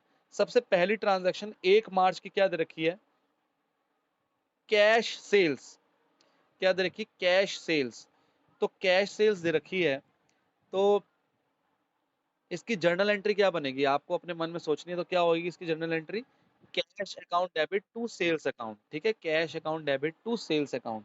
तो मैं अगर एक एक पेज ले लेता हूँ, यहाँ आप लोगों को लिख के बताता हूँ क्या है, मान के चलो ये जर्नल एंट्री क्या है, ये एंट्री होगी cash account debit to sales account. तो आप लोग जरा मुझे बताओ सोच के कि इसमें दो अकाउंट जो आए हैं, कैश और एक सेल्स, दो अकाउंट आए हैं, तो ये तो जर्नल एंट्री हो गई। अब इस जर्नल एंट्री को क्या करना है हमें, अब इस जर्नल एंट्री को हमने लेजर में पोस्ट करना है, तो देखो कैसे होती है, कैश अकाउंट क्या हुआ है, डेबिट हुआ है, तो कैश, अब इसमें पहली बात तो ये ध्यान रखो कि दो अकाउंट है, कैश अकाउंट और सेल्स अकाउंट, तो ये जर्नल एंट्री जो है दो लेजर में जाएगी, कौन कौन से लेजर में, एक कैश अकाउंट के लेजर में और एक सेल्स अकाउंट के लेजर में, दो दो लेजर में जाएगी। तो पहले बात करते हैं कैश अकाउंट की, कैश अकाउंट क्या हुआ है, डेबिट हुआ है, कैश अकाउंट क्या हुआ है, डेबिट हुआ है, तो कैश अकाउंट यही है, कैश बुक को ही कैश अकाउंट कहते हैं। तो कैश बुक की डेबिट साइड कौन सी है, ये वाली है, लेफ्ट वाली, ये भी तो लेजर ही है एक तरीके से, कैश बुक की डेबिट साइड कौन सी है, ये लेफ्ट वाली। अब हमने जो एंट्री करी अभी, जो हमने पीछे मैंने आपको लिख के बताई थी, वो क्या लिखी है मैंने, cash account debit to sales account, तो कैश अकाउंट क्या हुआ है, डेबिट हुआ है, ये डेबिट साइड है, कैश अकाउंट की डेबिट साइड में लिख देंगे किसने डेबिट करा उसको, उसके अगेंस्ट में कौन है, टू सेल्स, तो टू सेल्स अकाउंट लिख देंगे देखो, और कैश में हमने बैलेंस लिख दिया 1925, ठीक है जी, ये तो कैश के लेजर में आ गया। अब आगे समझो दूसरा लेजर कौन सा है, सेल्स अकाउंट, तो सेल्स अकाउंट का लेजर में जाएगी दूसरी एंट्री, ये जो दो अकाउंट है दूसरी कहाँ जाएगी, सेल्स अकाउंट के लेजर में, तो सेल्स अकाउंट का लेजर हमने ये बनाया हुआ, सेल्स अकाउंट का लेजर हमने कहाँ बनाया है, ये बनाया हुआ। तो आप मुझे बताओ जो एंट्री हुई है cash account debit to sales account, तो सेल्स अकाउंट उसमें क्या हुई है, सेल्स अकाउंट क्रेडिट हुई है, सेल्स अकाउंट क्या हुआ है, क्रेडिट हुआ है, तो सेल्स अकाउंट की क्रेडिट साइड कौन सी है, ये है सेल्स अकाउंट की क्रेडिट साइड, मतलब यहाँ पे बैलेंस आएगा, कितना बैलेंस आएगा, 1925। सेल्स अकाउंट फिर से देख लो ध्यान से, सेल्स अकाउंट क्या हुआ है, क्रेडिट हुआ है, तो सेल्स अकाउंट की क्रेडिट साइड ये है, तो यहाँ अमाउंट आएगा। सेल्स को किसने क्रेडिट करा है, जो उसके अगेंस्ट में है, सेल्स को किसने क्रेडिट करा है, जो उसके अगेंस्ट में, मतलब कैश, तो यहाँ क्या लिख दूंगा, बाय कैश अकाउंट। ठीक है जी। और जब डेबिट में लिखते हैं यहाँ टू लिखते हैं, और जब क्रेडिट में लिखते हैं तो बाय वर्ड यूज करते हैं। और जो डेट है वो हमें दे रखी है 1 मार्च। और कैश के अकाउंट में तो हम पहले लिख चुके हैं, यहाँ पे देखो हम 1925 पहले लिख चुके हैं जब हमने कल सब्सिडरी बुक्स बनाई थी परसों। तो पहला तो ऐसे हो गया। अब दूसरा समझते हैं, दूसरा क्या है। दूसरा लिखा है परचेज मशीनरी बाय चेक। तो इसकी जर्नल एंट्री कोई बताएगा, purchase machinery by cheque, purchase machinery by cheque. हाँ, machinery account debit to bank account. तो इसको भी ध्यान से समझना। मशीनरी मतलब कि प्लांट एंड मशीनरी की बात हो रही है। तो मशीनरी अकाउंट डेबिट हुआ है, तो आप मुझे बताओ मशीनरी अकाउंट का है, ये बनाया हमने। Machinery plant and machinery account ये है। मशीनरी अकाउंट क्या हुआ है, डेबिट हुआ है। क्या हुआ है, मशीनरी अकाउंट डेबिट हुआ है। तो मशीनरी अकाउंट की डेबिट साइड में लिख दो। कितने रुपए लिख दें हम, 4675, 4675। मशीनरी अकाउंट को किसने डेबिट करा है, जो उसके अगेंस्ट में है, मतलब टू बैंक। तो यहाँ लिख देंगे टू बैंक अकाउंट, और ये आ जाएगी डेट 2 मार्च। अब दो अकाउंट है तो दूसरा दूसरा कहाँ जाएगा, बैंक अकाउंट में। दूसरी एंट्री कहाँ जाएगी इसकी, बैंक अकाउंट में। तो बैंक अकाउंट क्या हुआ है, क्रेडिट हुआ है। तो बैंक अकाउंट क्या हुआ है, क्रेडिट हुआ है। तो बैंक अकाउंट क्या हुआ है, क्रेडिट। तो बैंक अकाउंट की क्रेडिट साइड में देखो आ गया 4675, किस नाम से, बाय मशीनरी। बैंक अकाउंट क्या हुआ, क्रेडिट। बैंक अकाउंट हुआ है क्रेडिट, ये बैंक की क्रेडिट साइड है। और किसने करा उसको क्रेडिट, मशीनरी ने, जो उसके अकाउंट्स में। तो बाय मशीनरी। ठीक है। तो ये इस तरीके से होती है जर्नल एंट्री। अब मैं थोड़ा जल्दी जल्दी कराऊंगा, टीना को मुझे पता है 15-20-25% तो समझ आ गया होगा। बाकी अब मैं जल्दी जल्दी करता हूँ। जर्नल एंट्री हम सीधा बोलेंगे और सीधा उसको लेजर में पोस्टिंग करेंगे, अब हम लिख के नहीं कर रहे। अब अगली एंट्री थी पेड सैलरी बाय चेक। तो अब आप मुझे बताओ इसमें कौन कौन एंट्री क्या होगी, पहले तो एंट्री समझते हैं। Paid salary by cheque, salary account debit to bank account. तो salary account debit to bank account, तो बैंक अकाउंट तो हम बना ही चुके हैं कल। बैंक अकाउंट तो हमने परसों बना ही लिया था। ये जो कैश बुक है, ये कैश बुक कैश और बैंक दोनों का ही तो अकाउंट है। तो मैं बार बार इसको नहीं दिखाऊंगा। हमारी एंट्री बनेगी salary account debit to bank account. तो अब हमने सैलरी का भी लेजर, मैंने क्या कहा है, जितने नाम आएंगे सबके लेजर बनेंगे। तो salary account debit to bank account, तो बैंक अकाउंट वाली तो कैश बुक में एंट्री चली गई। अब सैलरी अकाउंट हमें बनाना पड़ेगा। तो यहाँ पे अब हम सैलरी अकाउंट बनाते हैं। मैंने आपको क्या कहा है, बीच बीच में जो आते रहेंगे उनके लेजर बनाते रहेंगे हम। तो सैलरी अकाउंट अब हम बनाते हैं। तो जर्नल एंट्री क्या होगी, सैलरी अकाउंट डेबिट। तो सैलरी अकाउंट की डेबिट साइड में अमाउंट आएगा। सैलरी अकाउंट की डेबिट साइड में अमाउंट आएगा कितना, 2750। किसने करा है सैलरी को डेबिट, टू बैंक अकाउंट। और अमाउंट कितना है, सॉरी डेट कितनी है, 4 मार्च। तो 4 मार्च एंट्री। और दूसरी एंट्री कहाँ जाएगी, बैंक अकाउंट में, मतलब कैश बुक में, वो हम कर चुके हैं। तो अब ये वाली एंट्री हो गई। नेक्स्ट पर आते हैं, paid wages in cash. Paid wages in cash, journal entry क्या होगी, wages account debit to cash account, wages account debit to cash account. ठीक है ना। तो वेजेस का भी लेजर बनेगा, wages account debit to cash account है। तो यहाँ पे मैं क्या करूँ, वेजेस का भी लेजर बना दूंगा। Wages account debit to cash account है। तो आप ज़रा मुझे बताओगे इसमें डेबिट में लिखूँ या क्रेडिट में लिखूँ।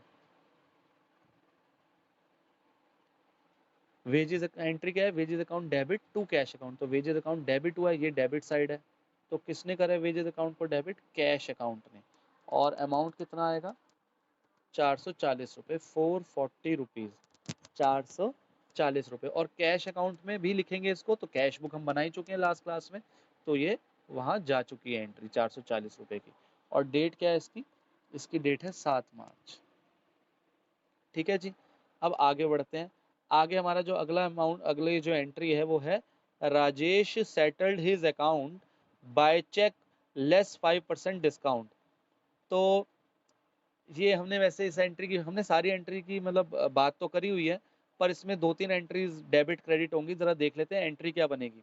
राजेश ने हमें 2750 रुपये देने थे, 5% हमने उसको डिस्काउंट दिया है, और बाकी पैसा उसने हमें दे दिया है। तो ज़रा इसकी जर्नल एंट्री देखिए क्या बनेगी। राजेश ने हमारे साथ अकाउंट सेटल कर लिया अपना, मतलब उसने हमें पैसे दे दिए। तो ज़रा इसकी जर्नल एंट्री ज़रा देखते हैं क्या होगी। और उसने हमें चेक के थ्रू पेमेंट करी है, तो एंट्री होगी बैंक अकाउंट डेबिट, और हमने उसको डिस्काउंट दिया है, उसको डिस्काउंट दिया है, तो discount allowed account debit to Rajesh, ये हमारी एंट्री बनेगी। ठीक है ना। तो इसमें अमाउंट देखते हैं अब कितना आएगा। राजेश तो पूरा 2750 से ख़त्म हो जाएगा, और हमने उस दिन शायद अमाउंट निकाला था तो 138 रुपये, 138 रुपीज़ डिस्काउंट अलाउड हुआ। तो हमने इससे पैसे कितने लिए, इसका मतलब 2750 में से 138 माइनस करेंगे तो 2612 रुपये आएंगे, 2612 रुपीज़ आएंगे, 2612 रुपये। तो ये इसकी जर्नल एंट्री बनती है। तो अब टीना ज़रा ध्यान से समझे, जब ये 3 एंट्रीज होती हैं तब इसकी जर्नल एंट्री किस तरीके से होती है, मतलब लेजर पोस्टिंग कैसे होती है, ज़रा समझना। सबसे पहले तो बैंक अकाउंट डेबिट हुआ है, तो बैंक अकाउंट डेबिट कर देंगे, मतलब बैंक अकाउंट में डेबिट में आ जाएगा। तो देखो ये हमने लिखा था बैंक अकाउंट की डेबिट साइड ये रही, तो यहाँ लिखा था टू राजेश। क्यों? क्योंकि बैंक को किसने डेबिट करा है, बैंक डेबिट है, तो बैंक के अगेंस्ट में कौन है, मतलब क्रेडिट में कौन है, अगर बैंक डेबिट हुआ है तो उसके अगेंस्ट में कौन है, राजेश। तो इसलिए हमने यहाँ लिख दिया था टू राजेश, टू राजेश लिख दिया था, कितने रुपए से, 2612। ये वाला अमाउंट आता है जो बैंक के आगे लिखा है, क्योंकि बैंक कितने से डेबिट हुआ है ना, तो बैंक की डेबिट साइड में वही तो अमाउंट आएगा 2612, और किसने करा है, राजेश ने। अब आगे समझते हैं, आगे इसमें क्या लिखा है, डिस्काउंट अलाउड अकाउंट डेबिट लिखा है, तो डिस्काउंट अलाउड अकाउंट भी डेबिट होगा, तो उसका हमने लेजर नहीं बनाया तो अब बना लेते हैं।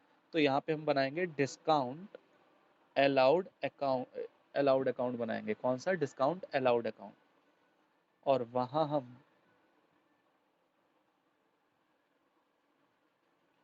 डिस्काउंट अलाउड अकाउंट क्या हुआ, डेबिट हुआ, किसने करा डिस्काउंट अलाउड को डेबिट, जो उसके अगेंस्ट में क्रेडिट है, तो उसके अगेंस्ट में क्रेडिट कौन है, राजेश ही है, तो टू राजेश। और डिस्काउंट अलाउड का अमाउंट कितना है, डिस्काउंट कितना दिया है हमने, 138 रुपीज, तो वो यहाँ आ जाएगा। ठीक है जी। और डेट क्या है इसकी, डेट है 9 मार्च, तो 9 मार्च को ये एंट्री हो जाएगी। ठीक है। और एक चीज और, अभी इसमें सारी बात खत्म थोड़ी हुई है, अभी इसमें एक बंदा और डेबिट क्रेडिट हुआ है ना, कौन है वो, राजेश क्रेडिट हुआ है। राजेश क्या हुआ, क्रेडिट, तो राजेश का अकाउंट तो खोलो, ये रहा राजेश का लेजर, राजेश का लेजर ये रहा। तो राजेश क्या हुआ, क्रेडिट हुआ है। राजेश को क्रेडिट किस किस ने करा है, जरा बताओगे आप, राजेश को किस किस ने क्रेडिट करा है, राजेश को क्रेडिट इन दोनों ने करा है, क्योंकि राजेश क्रेडिट है और राजेश के अगेंस्ट में डेबिट कौन कौन है, ये दोनों है। तो राजेश क्रेडिट हुआ है, तो राजेश की क्रेडिट साइड यहाँ पर है, यहाँ लिखेंगे। किस किस ने करा उसको क्रेडिट, बैंक ने भी और डिस्काउंट अलाउड ने भी। तो हम यहाँ लिखेंगे बाय बैंक अकाउंट और बाय डिस्काउंट अलाउड अकाउंट। तो बैंक कितना मिला है, मतलब जो बैंक है वो कितने से क्रेडिट डेबिट हुआ था, 2612। फिर से एक बार देख लो, कंफ्यूजन नहीं होनी चाहिए। 2612 बैंक, और डिस्काउंट अलाउड 138 से। डिस्काउंट अलाउड कितने से, ओहो मैंने गलत जगह लिख दिया, किसने टोका भी नहीं मुझे, यहाँ लिखना था बाय बैंक अकाउंट और बाय डिस्काउंट अलाउड अकाउंट, 2612 और 138 रुपीज। ठीक है, ये है राजेश अकाउंट। और आप देखो कि राजेश क्रेडिट कितने से हुआ है, 2750 से, तो राजेश की जो क्रेडिट साइड है वो कितने से आनी चाहिए थी, 2750 से। तो आप देखो इन दोनों का टोटल, राजेश की जो क्रेडिट साइड है उसका टोटल 2750 आ रहा है, हाँ बिल्कुल आ रहा है। और राजेश क्रेडिट कितने से हुआ था, 2750 से हुआ था, तो क्रेडिट 2750 आया। किसने करा, दो बंदों ने करा, तो दोनों के नाम आएंगे, बैंक और डिस्काउंट अलाउड दोनों। ठीक है। अब अगला देखते हैं, अगला क्या लिखा है, sold goods on credit to James. कह रहा है हमने गुड्स बेचे थे क्रेडिट पे जेम्स को, तो इसकी जर्नल एंट्री क्या हुई थी, हमने मतलब इसको क्या कर दिया था, सेल्स बुक में लिख दिया था, याद है आपको, सेल्स बुक में लिख दिया था। ये देखो, ये सेल्स बुक में लिख दिया था जेम्स, कितने रुपए, 4125 का इसने हमसे सामान खरीदा था उधार पे। तो सेल्स बुक में चली गई थी एक तो एंट्री, और दूसरी कहाँ जाएगी, जेम्स के अकाउंट में जाएगी। एंट्री क्या होगी इसकी, James account debit to sales, है ना। तो दूसरी एंट्री कहाँ जाएगी इसकी, जेम्स में। तो एंट्री क्या होगी, जेम्स अकाउंट डेबिट होगा। तो जेम्स अकाउंट डेबिट होगा तो किस तरफ लिखूंगा, यहाँ लिखूंगा। किसने करा उसको, टू सेल्स अकाउंट। अब ये मत कहना कि सेल्स अकाउंट में लिख दो इसको, नहीं। सेल्स अकाउंट में कौन सी एंट्री जाती है, सेल्स अकाउंट में कौन सी एंट्री जाती है, सिर्फ कैश वाली। जब हमने ये चैप्टर शुरू करा था मैंने आप लोगों को बताया था या नहीं बताया था कि सेल्स और परचेज अकाउंट में कौन सी एंट्री जाएंगी, जो कैश वाली होंगी। और जो क्रेडिट वाली है वो किस में जाएंगी, परचेज बुक और सेल्स बुक में जाएंगी।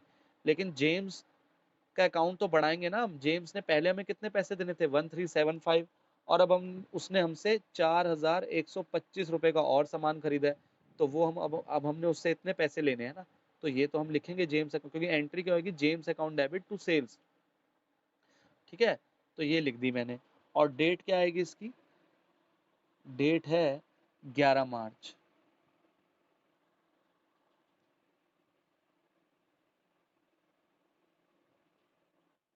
हाँ जी,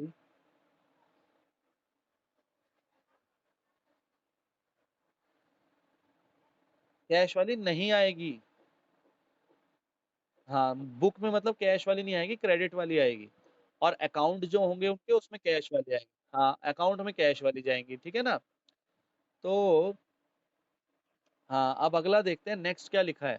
नेक्स्ट है sent a credit note to James for goods return. तो गुड्स रिटर्न हो गए।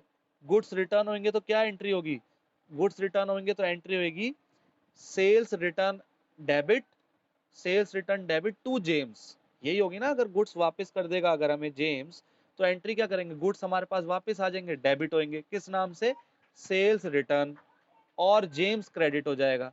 तो हमने सेल्स रिटर्न बुक में तो डाल दी, सेल्स रिटर्न वाली एंट्री तो डाल दी, देखो जेम्स वाली जो उसने हमें सामान वापस करा, सेल्स रिटर्न में तो डाल दी। लेकिन एंट्री क्या होगी, sales return debit to James. तो जेम्स क्या हुआ है, क्रेडिट हुआ है। तो जेम्स की क्रेडिट साइड कहाँ है, यहाँ है। किसने करा जेम्स को क्रेडिट, सेल्स रिटर्न ने। तो क्या लिख देंगे, सेल्स रिटर्न अकाउंट। और डेट जो है वो है 13 मार्च। ऐसे डेट आ गई 13 मार्च। और कितने रुपए का सामान उसने वापस करा है, 1100 रुपये, 1100 रुपये का उसने हमें सामान वापस कर दिया। और दूसरा इसका देखो, जितनी भी जर्नल एंट्रीज होती है ना, तो उनके दो जगह इफेक्ट जाते हैं। तो एक तो 1100 का यहाँ इफेक्ट चला गया, और दूसरा कहाँ चला गया, सेल्स रिटर्न बुक में।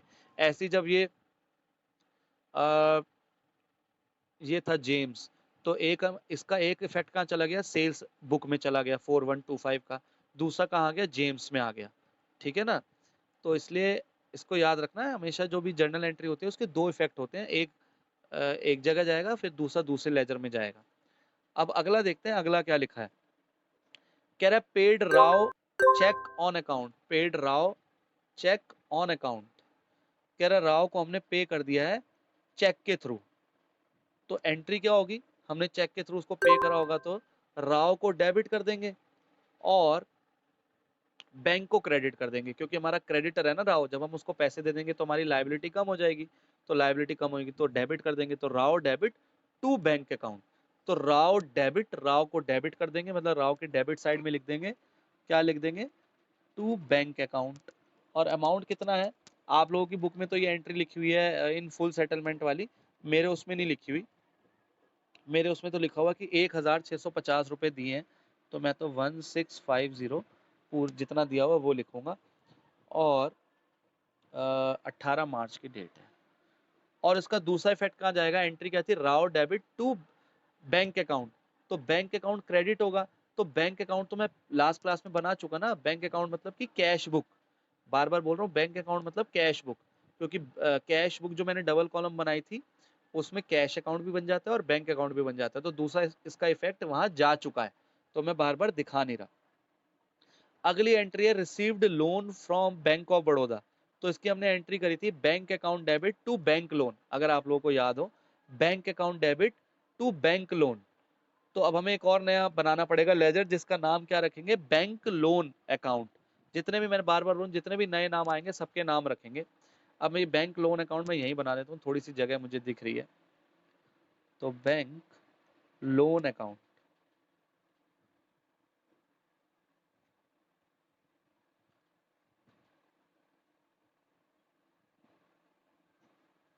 चलो जी, जरा देखो और मुझे बताओ कि एंट्री क्या होगी। फिर से बोल रहा हूँ, bank account debit to bank loan account. तो मैं अब ये बैंक लोन अकाउंट के डेबिट साइड में लिखूं कि क्रेडिट साइड में लिखूं? एंट्री है bank account debit to bank loan account. Very good. क्या है? Bank account debit to bank loan. तो बैंक लोन क्रेडिट हो रहा है जर्नल एंट्री में, तो बैंक लोन क्रेडिट हो रहा है तो इस साइड आएगा। और किसने करा उसको क्रेडिट? Bye bank account. और अमाउंट कितना है? 13,750, 13,750, 13,750। और दूसरा इसका इफेक्ट कहाँ जाएगा? बैंक अकाउंट में। और बैंक अकाउंट में बना चुका हूँ, मतलब कैश बुक बना चुका हूँ। तो इसको भी यहीं खत्म करते हैं। अगली एंट्री पढ़ते हैं। डेट लिख लूँ जरा, डेट क्या है इसकी? 20 मार्च। बाकी सब में डेट लिखी है ना मैंने? हाँ लिखी है, ठीक है। अब अगली एंट्री पढ़ते हैं। अगली क्या लिखी है? कह रहा है withdraw from bank for private purpose. तो इसकी एंट्री थी drawing account debit to bank account. तो बैंक अकाउंट क्रेडिट होगा और ड्राइंग डेबिट होएगी। तो अब हमें एक और लेजर बनाना पड़ेगा जिसका नाम क्या रखेंगे हम ड्राइंग अकाउंट। नया नाम आ गया ड्राइंग अकाउंट, तो उसको बना लेते हैं अब हम। ये हो गया ड्राइंग अकाउंट।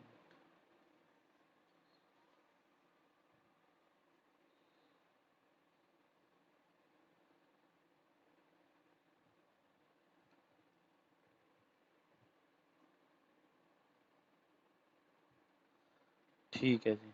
चलो जी, अब इसमें एंट्री क्या बोली हमने? Drawing account debit to bank account. तो ड्राइंग अकाउंट क्या हुआ है? डेबिट हुआ है। तो ड्राइंग अकाउंट की डेबिट साइड कौन सी है? ये वाली। तो यहाँ किसने करा उसको? बैंक ने क्रेडिट करा है। हाँ जी, सब आ गए हैं। मैंने क्या बोली थी entry? Drawing account debit to bank account. तो ड्राइंग अकाउंट डेबिट हुआ है तो ड्राइंग की डेबिट साइड में आ जाएगा। किसने करा है ड्राइंग को debit? To bank account. Bank account credit मतलब इस तरफ आ जाएगा। और जो अमाउंट है वो है 825 रुपये, 825 रुपीज़। और जो डेट है वो है 22 मार्च। अब अगली एंट्री पढ़ते हैं, देखते हैं क्या लिखा है। लिखा है bought goods on credit from Samantha. Credit पर है, गुड्स खरीदे हैं। तो क्रेडिट पे गुड्स खरीदे हैं, परचेज करे हैं, तो एक तो पक्की बात है कहाँ चली गई होगी एंट्री? परचेज बुक में चली गई होगी, पक्की बात है। ये हम एक बार चेक भी कर लेते हैं। ये हमने परचेज बुक में 25 मार्च की एंट्री डाली है, समंता से गुड्स खरीदे हैं 2475 के। एक एंट्री तो ये वहां जा चुकी है। दूसरी एंट्री कहाँ जाएगी? समंता के लेजर में। समंता का लेजर कहाँ है? ये रहा समंता का लेजर। एंट्री क्या होगी जब हम गुड्स परचेज करेंगे समंता से क्रेडिट पे? Purchase account debit to Samanta, purchase debit to Samanta. Samanta क्या हुई है? क्रेडिट हुई है, जो मैंने जर्नल एंट्री बोली। Purchase debit to Samanta, Samanta credit हुई है। इसको ना इस तरफ आएगा, समंता के क्रेडिट बैलेंस इस तरफ आएगा। और किसने करा उसको क्रेडिट? Purchase account. अमाउंट कितना है? 2475, 2475। डेट है 25 मार्च। ठीक है। दूसरा इफेक्ट इसका कहाँ जाएगा? परचेज बुक में। वो हम लास्ट क्लास में कर चुके हैं। अगला जो हमारे पास ट्रांजैक्शन है वो है 27 मार्च की। और लिखा है paid corporation tax by cheque. तो अब इसमें एक नया नाम आ गया, कॉरपोरेशन टैक्स। तो इसका भी एक नया लेजर बना लो फिर। कॉरपोरेशन टैक्स लिखा है तो उसका भी एक लेजर बना लो। तो अब इसका लेजर बनाएंगे तो क्या लिखेंगे? Corporation tax account. ठीक है जी, कॉरपोरेशन टैक्स अकाउंट। तो ये हमने बना लिया कॉरपोरेशन टैक्स अकाउंट। और इसकी जर्नल एंट्री क्या करी थी हमने? Corporation tax account debit to, corporation tax account debit to bank. तो कॉरपोरेशन टैक्स एंट्री में क्या जो मैंने बोली उसमें क्या हुआ? डेबिट हुआ है। तो कॉरपोरेशन टैक्स की डेबिट साइड कौन सी है? ये है। किसने करा है इसको debit? Sorry, to bank account. Amount कितना आएगा? 1155 रुपये। और दूसरा इफेक्ट इसका कहाँ जाएगा? बैंक अकाउंट में। तो वो हम लास्ट क्लास में कैश बुक बना चुके हैं। और इसकी जो डेट है वो है 27 मार्च। ठीक है। अब बात करते हैं हम नेक्स्ट। नेक्स्ट जर्नल एंट्री हमारी फिर से वही आ गई, bot goods on credit from Samantha. तो क्रेडिट पर है तो एक तो इसकी जो ट्रांजैक्शन है वो कहाँ जाएगी? परचेज बुक में, जो हम लास्ट क्लास में कर चुके हैं। और दूसरी जाएगी समंता के लेजर में। तो एंट्री है purchase debit to Samanta, Samanta क्या हुई है, क्रेडिट हुई है, तो इस तरफ लिखेंगे बाय, किसने करा इसको क्रेडिट, परचेज अकाउंट। और अमाउंट कितना है, ये है अमाउंट है 2805 रुपए, 2805, ये हमने यहाँ लिख दिया। डेट है 29 मार्च। और दूसरा इफेक्ट इसका कहाँ गया होगा, परचेज बुक में, वो हम कर चुके हैं। फिर बात करते हैं अगली एंट्री की। अगली एंट्री जो हमारे पास लिखी हुई है वो लिखी है cash sales and paid into bank, cash sales and paid into bank. तो हमने याद है इसकी दो एंट्री करी थी, पहली एंट्री करी थी cash account debit to sales account, और फिर दूसरी करी थी bank account debit to cash account, ऐसे करी थी ना। तो पहली एंट्री क्या थी, कैश अकाउंट डेबिट, और दूसरी बात ये देखो कि ये कैश में सेल है, मतलब हमने कैश में बेचा है सामान, तो ये सेल्स बुक में तो आई नहीं होगी ये एंट्री। क्या ये एंट्री सेल्स बुक में आई है, जरा देखना। 30 मार्च की कोई एंट्री सेल्स बुक में आई है, सेल्स बुक में 30 मार्च की कोई एंट्री नहीं आई है। क्यों नहीं आई, क्योंकि ये कैश पे था। मैंने आपको क्या कहा है कि सेल्स बुक में कौन सी एंट्री आती है, जो क्रेडिट पर होती हैं। तो जब हम सेल करेंगे कैश में, तो वो कहां पे जाएगी, वो सेल्स अकाउंट में जाएगी। जब हम कैश में करेंगे एंट्री, कैश में सेल करेंगे, वो कहां जाएगी, सेल्स अकाउंट में। तो जब हमने एंट्री करी cash account debit to sales account, क्या हो गई entry, cash account debit to sales account. तो सेल्स अकाउंट क्या हुआ है, क्रेडिट हुआ है। क्रेडिट कहाँ है, सेल्स अकाउंट का क्रेडिट साइड कहाँ है, ये रही। किसने करा है, बाय कैश अकाउंट। और अमाउंट जो है वो है 3740 रुपए, और डेट है 30 मार्च। और इसका दूसरा इफेक्ट कहाँ जाएगा, कैश अकाउंट में। कैश अकाउंट मतलब कैश बुक, और क्या वहां जा चुका है, देखो ये रहा, ये रहा। क्या हुई थी एंट्री, कैश अकाउंट क्या हुआ था, डेबिट हुआ था, कैश अकाउंट की डेबिट साइड ये है, किसने करा था, सेल्स अकाउंट ने, 30 मार्च को, ये रही। और फिर जो अगली एंट्री थी वो क्या बनेगी, इसी इसी एंट्री में हमने ये जो कैश आया हमारे पास 3740 रुपए, ये हमने बैंक में जमा करा दिया। तो इसकी एंट्री होगी bank account debit to cash account. तो वो हमने यहीं कर दी, bank account debit to cash account, bank account debit to cash account. तो ये किसी और लेजर में जाएगी नहीं, बैंक अकाउंट भी इसी लेजर के अंदर है और कैश अकाउंट भी इसी लेजर के अंदर है। तो बैंक और कैश अकाउंट दोनों इसी लेजर के अंदर है, तो इसका इसलिए कोई और नया लेजर तो बनेगा नहीं। तो मेरे ख्याल अब सारी हो गई हमारी एंट्रीज। और फिर एक लास्ट लिखिए, all cash in hand with exception of retain for change was paid into bank. तो इसकी एंट्री भी याद है आपको, जो लास्ट एंट्री करी थी हमने 825 रुपए की, ये रही 825 रुपए की एंट्री, ये रही है ना, जो 825 कह रहा है, इसके इसके अलावा जो भी पैसा बचा था वो बैंक में जमा करा दो। तो इसकी एंट्री भी क्या बनी थी, bank account debit to cash account.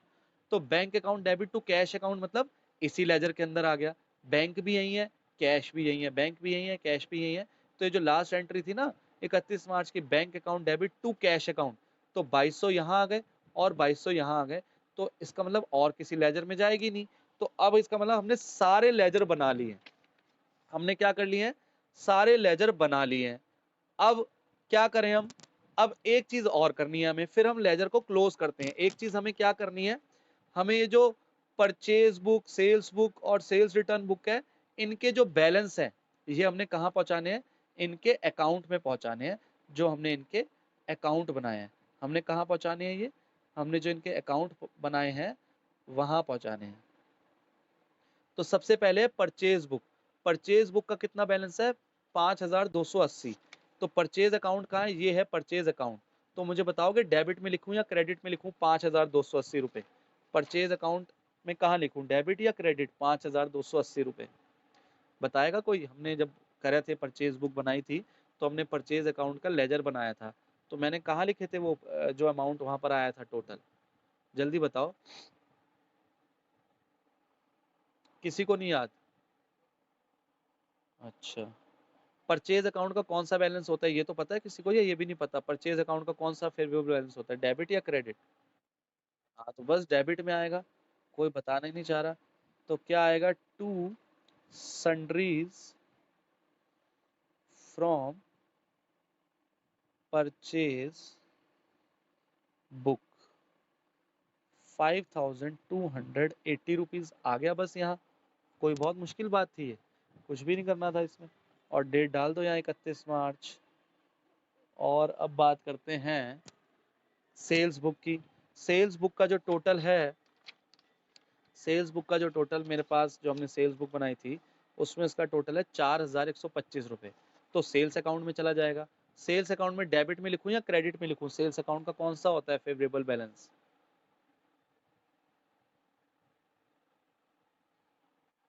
Credit. तो वेरी गुड, यहाँ पे लिख दूंगा 31 March by sundries from sales book. Amount है 4125, 4125, ये लिख दिया मैंने। और एक सेल्स रिटर्न है, तो सेल्स रिटर्न का बैलेंस है 1100 रुपये। कोई बताएगा मुझे सेल्स रिटर्न का कौन सा फेवरेबल बैलेंस होता है, डेबिट या credit? Debit. Very good. Sales का क्रेडिट है तो सेल्स रिटर्न का डेबिट, परचेज का डेबिट है तो परचेज रिटर्न का क्रेडिट। तो यहाँ लिख दूंगा 31 March to sundries from sales return book. कितना अमाउंट है? 1100 रुपये, 1100 रुपये। और कुछ आपको एक बार उस पर नजर मार लो आप क्वेश्चन पे। कुछ दिख रहा है आप लोगों को? क्या पता मुझसे रह जाए, इसलिए मैं आप लोगों से पूछ रहा हूँ। ऐसा कुछ लग रहा है आपको कि नहीं सर ये एंट्री रह गई, ये वाला अमाउंट, ये लेजर रह गया, या कुछ रह गया कि नहीं, ये भूल गए हो आप? आपको लग रहा है? क्योंकि मैं अब लेजर क्लोज करने जा रहा हूँ और फिर गड़बड़ हो जाएगी अगर फिर बाद में पता चलेगा तो। इसलिए आप लोग बता दो अगर आप लोगों को लगता है कि नहीं सर ये वाला चीज रह गई है। तो मेरे हिसाब से तो कुछ नहीं रहा, हमने सब कुछ कर लिया है। तो अब जरा बड़े ध्यान से देखना मैं लेजर क्लोज कैसे करूंगा। तो क्या करते हैं, जो साइड बड़ी होती है उसका टोटल पहले करते हैं। तो स्टॉक अकाउंट में कौन सी साइड बड़ी है? ये इधर 19250 है या जीरो है? कुछ नहीं लिखा तो मतलब जीरो है। तो इधर का टोटल कर लो पहले, 19250। और ये टोटल यहाँ भी लिख दो 19250। और जब 19250 में से हम जीरो माइनस करेंगे तो क्या बच जाएगा? वापस 19250 बच जाएगा। और यहाँ हम क्या लिखते हैं? अब हम अकाउंट क्या कर रहे हैं? क्लोज कर रहे हैं। यहाँ क्या करा था? बिगिन करा था तो बीडी लिखा था। अब क्लोज कर रहे हैं तो क्या लिखेंगे? By balance CD. सीडी मतलब कैरेट डाउन। तो सीडी मतलब कैरेट डाउन। मैंने कैसे याद करा हुआ? बी से बिगिनिंग और सी से क्लोज। ठीक है जी। और यहाँ डेट लिख दूंगा 31 मार्च और इसको कर दूंगा ऐसे क्लोज। ठीक है जी, पहला अकाउंट क्लोज हो गया। अब बात करते हैं अगला, प्लांट एंड मशीनरी की। तो प्लांट नहीं, अब इसमें नहीं लिखेंगे, बहुत सारे हैं ना, तो इसलिए जब आपको दो चार बनाने को आए तब तो आप कर देना, वरना इसको यहीं क्लोज कर दो। फिर अगला आ गया प्लांट एंड मशीनरी। तो प्लांट एंड मशीनरी की ये वाली साइड बड़ी लग रही है, इसका टोटल कर दो। कितना आएगा? 5764। तो यही टोटल यहाँ भी लिख दो, 48,675। और यहाँ पे बाय बैलेंस सीडी लिख दो। इसमें इधर कुछ भी नहीं है, जीरो है, तो जीरो माइनस करेंगे इसमें से तो यही अमाउंट आ जाएगा। और डेट लिख देंगे 31 मार्च और इसको भी कर देंगे क्लोज। अब बात करते हैं राजेश की। राजेश की ये दोनों साइड ही इक्वल आ रही हैं, तो इसमें बैलेंस सीडी आएगा ही नहीं। किसी भी साइड का टोटल पहले कर लो, दोनों का टोटल 2750 ही है, तो इसमें बैलेंस सीडी आएगा ही नहीं। अब बात करते हैं आपकी जेम्स की। जेम्स की डेबिट साइड बड़ी दिख रही है, तो इसका टोटल पहले करो। जो साइड बड़ी है उसका टोटल पहले। तो जेम्स का जो टोटल आएगा 5 और 5 10, एक और 10, एक 5, 5500 आ रहा है, तो ये लिख दो 5500। अब 5500 में से 1100 माइनस करोगे तो क्या बचेगा? 4400। तो यहाँ लिख देंगे बाय बैलेंस सीडी। सीडी मतलब क्लोज, और क्लोज में कौन सी डेट आती है? 31 मार्च, क्योंकि 1 मार्च से 31 मार्च का बनाया हमने ये जो अकाउंट्स बनाए हैं। अब बात करते हैं राव की। राव की ये वाली साइड बड़ी दिख रही है मुझे, 1925 यहाँ लिख दो, और यहाँ पे भी 1925 लिख दो जो इस तरफ लिखा है। अब इसमें से ये माइनस कर दो, तो जीरो में 5 ऐड करूंगा 5 हो जाएगा, 5 में 7 ऐड करूंगा 12, एक और 6 7, 7 में 2 ऐड करूंगा 9, और एक ये 275 आ गया। तो यहाँ लिख दूंगा टू बैलेंस सीडी, और डेट आ जाएगी 31 मार्च। ठीक है जी। अब बात करते हैं समानता की इसकी तो ये वाली साइड बड़ी है क्योंकि इस तरफ ही सारा अमाउंट लिखा है। तो ये 15, एक और 14 और एक 15, एक और 5 6 और 4 10 और 8 18, एक और 3 4 और 2 6 और 2 8, 3 और 2 5 और 2 7, ठीक है। और इधर भी यही टोटल लिख दो 8855, और यहाँ कुछ माइनस करने को नहीं है तो यही आ जाएगा। और यहाँ लिख देंगे टू बैलेंस CD 31 मार्च, इसको कर देंगे क्लोज। अब बात करते हैं बैंक लोन की।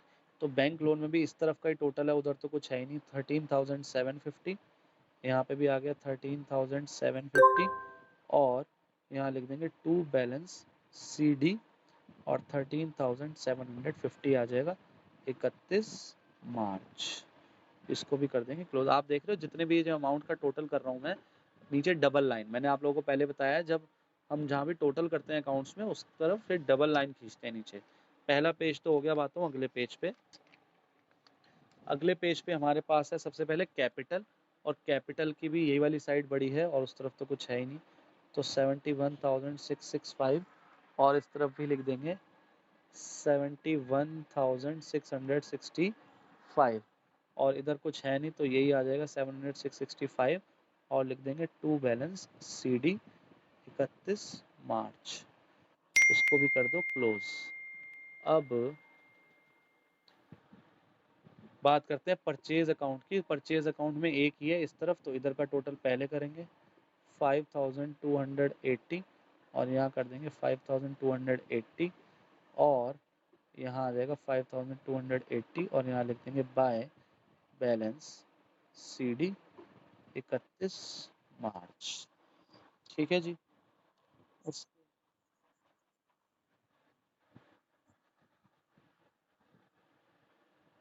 नॉमिनल अकाउंट के क्या नहीं करेंगे, फिर क्या करेंगे? नहीं तो क्या लिखेंगे फिर? अच्छा चलो, इसके बारे में भी चर्चा करूंगा, पहले मैं इसको कर लूँ पूरा है। 5 और 5 10 आ गया, एक और दो 3 और 4 7, एक और दो 3 4 7 और दो 9, और 9 और 7 16, और एक 17, और एक हो गया, एक और एक 2 और 3 5 और 4 9, 9,790, 9,790, और इधर लिख देंगे 9,790। ये आ जाएगा टू बैलेंस CD 31 मार्च। ठीक है जी। उसके बाद है सेल्स रिटर्न। तो सेल्स रिटर्न में ये वाली साइड बड़ी है 1100, ये यहाँ भी लिख देंगे 1100, और अब इसमें से यहाँ माइनस करेंगे तो 1100 आ जाएगा, और लिख देंगे बाय बैलेंस CD 31 मार्च।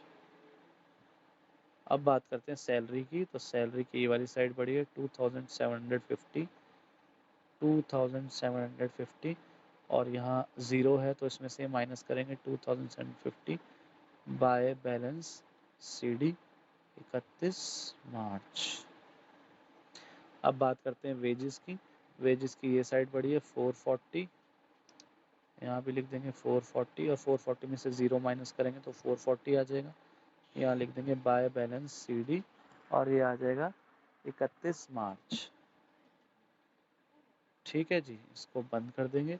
अब आते हैं डिस्काउंट अलाउड पे। इसकी ये वाली साइड बढ़ी है तो 138, यहाँ भी 138, और इसमें से ये माइनस करेंगे तो 138, और यहाँ भी लिख देंगे बाय बैलेंस CD।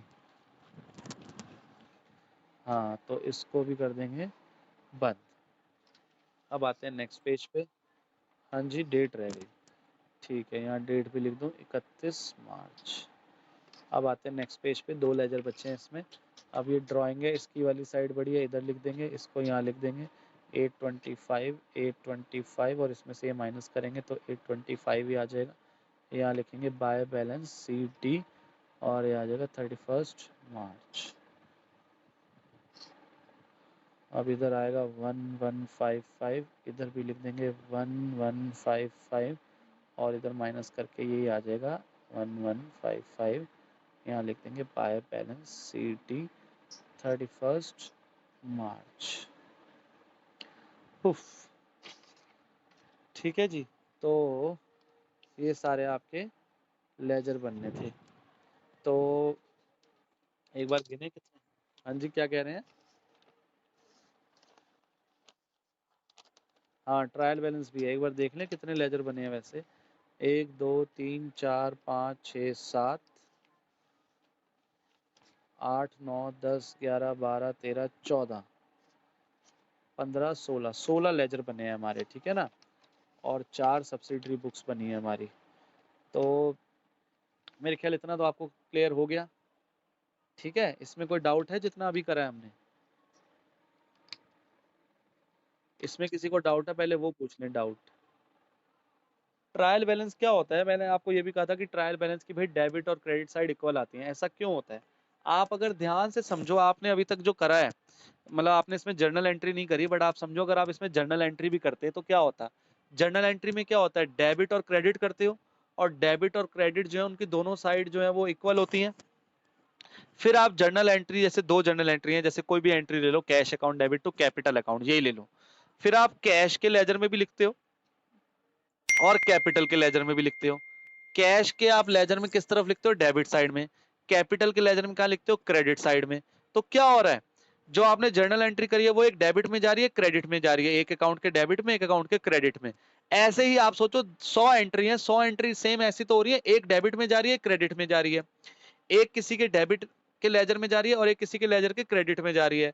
तो आप मुझे बताओ, जितने भी लेजर बनेंगे उनका भी जो टोटल आएगा, तो जो लेजर के डेबिट में बैलेंस आ रहा होगा और जो लेजर के क्रेडिट में बैलेंस आ रहा होगा, मतलब ये जो लेजर बनाए हैं, किसी का इस तरफ आ रहा है ना बैलेंस, किसी का बैलेंस सीडी आप देखो इस तरफ आ रहा है, किसी का बैलेंस सीडी इस तरफ आ रहा है, ऐसे हो रहा है ना, दोनों तरफ आ रहा है बैलेंस सीडी, किसी का डेबिट में किसी का क्रेडिट में।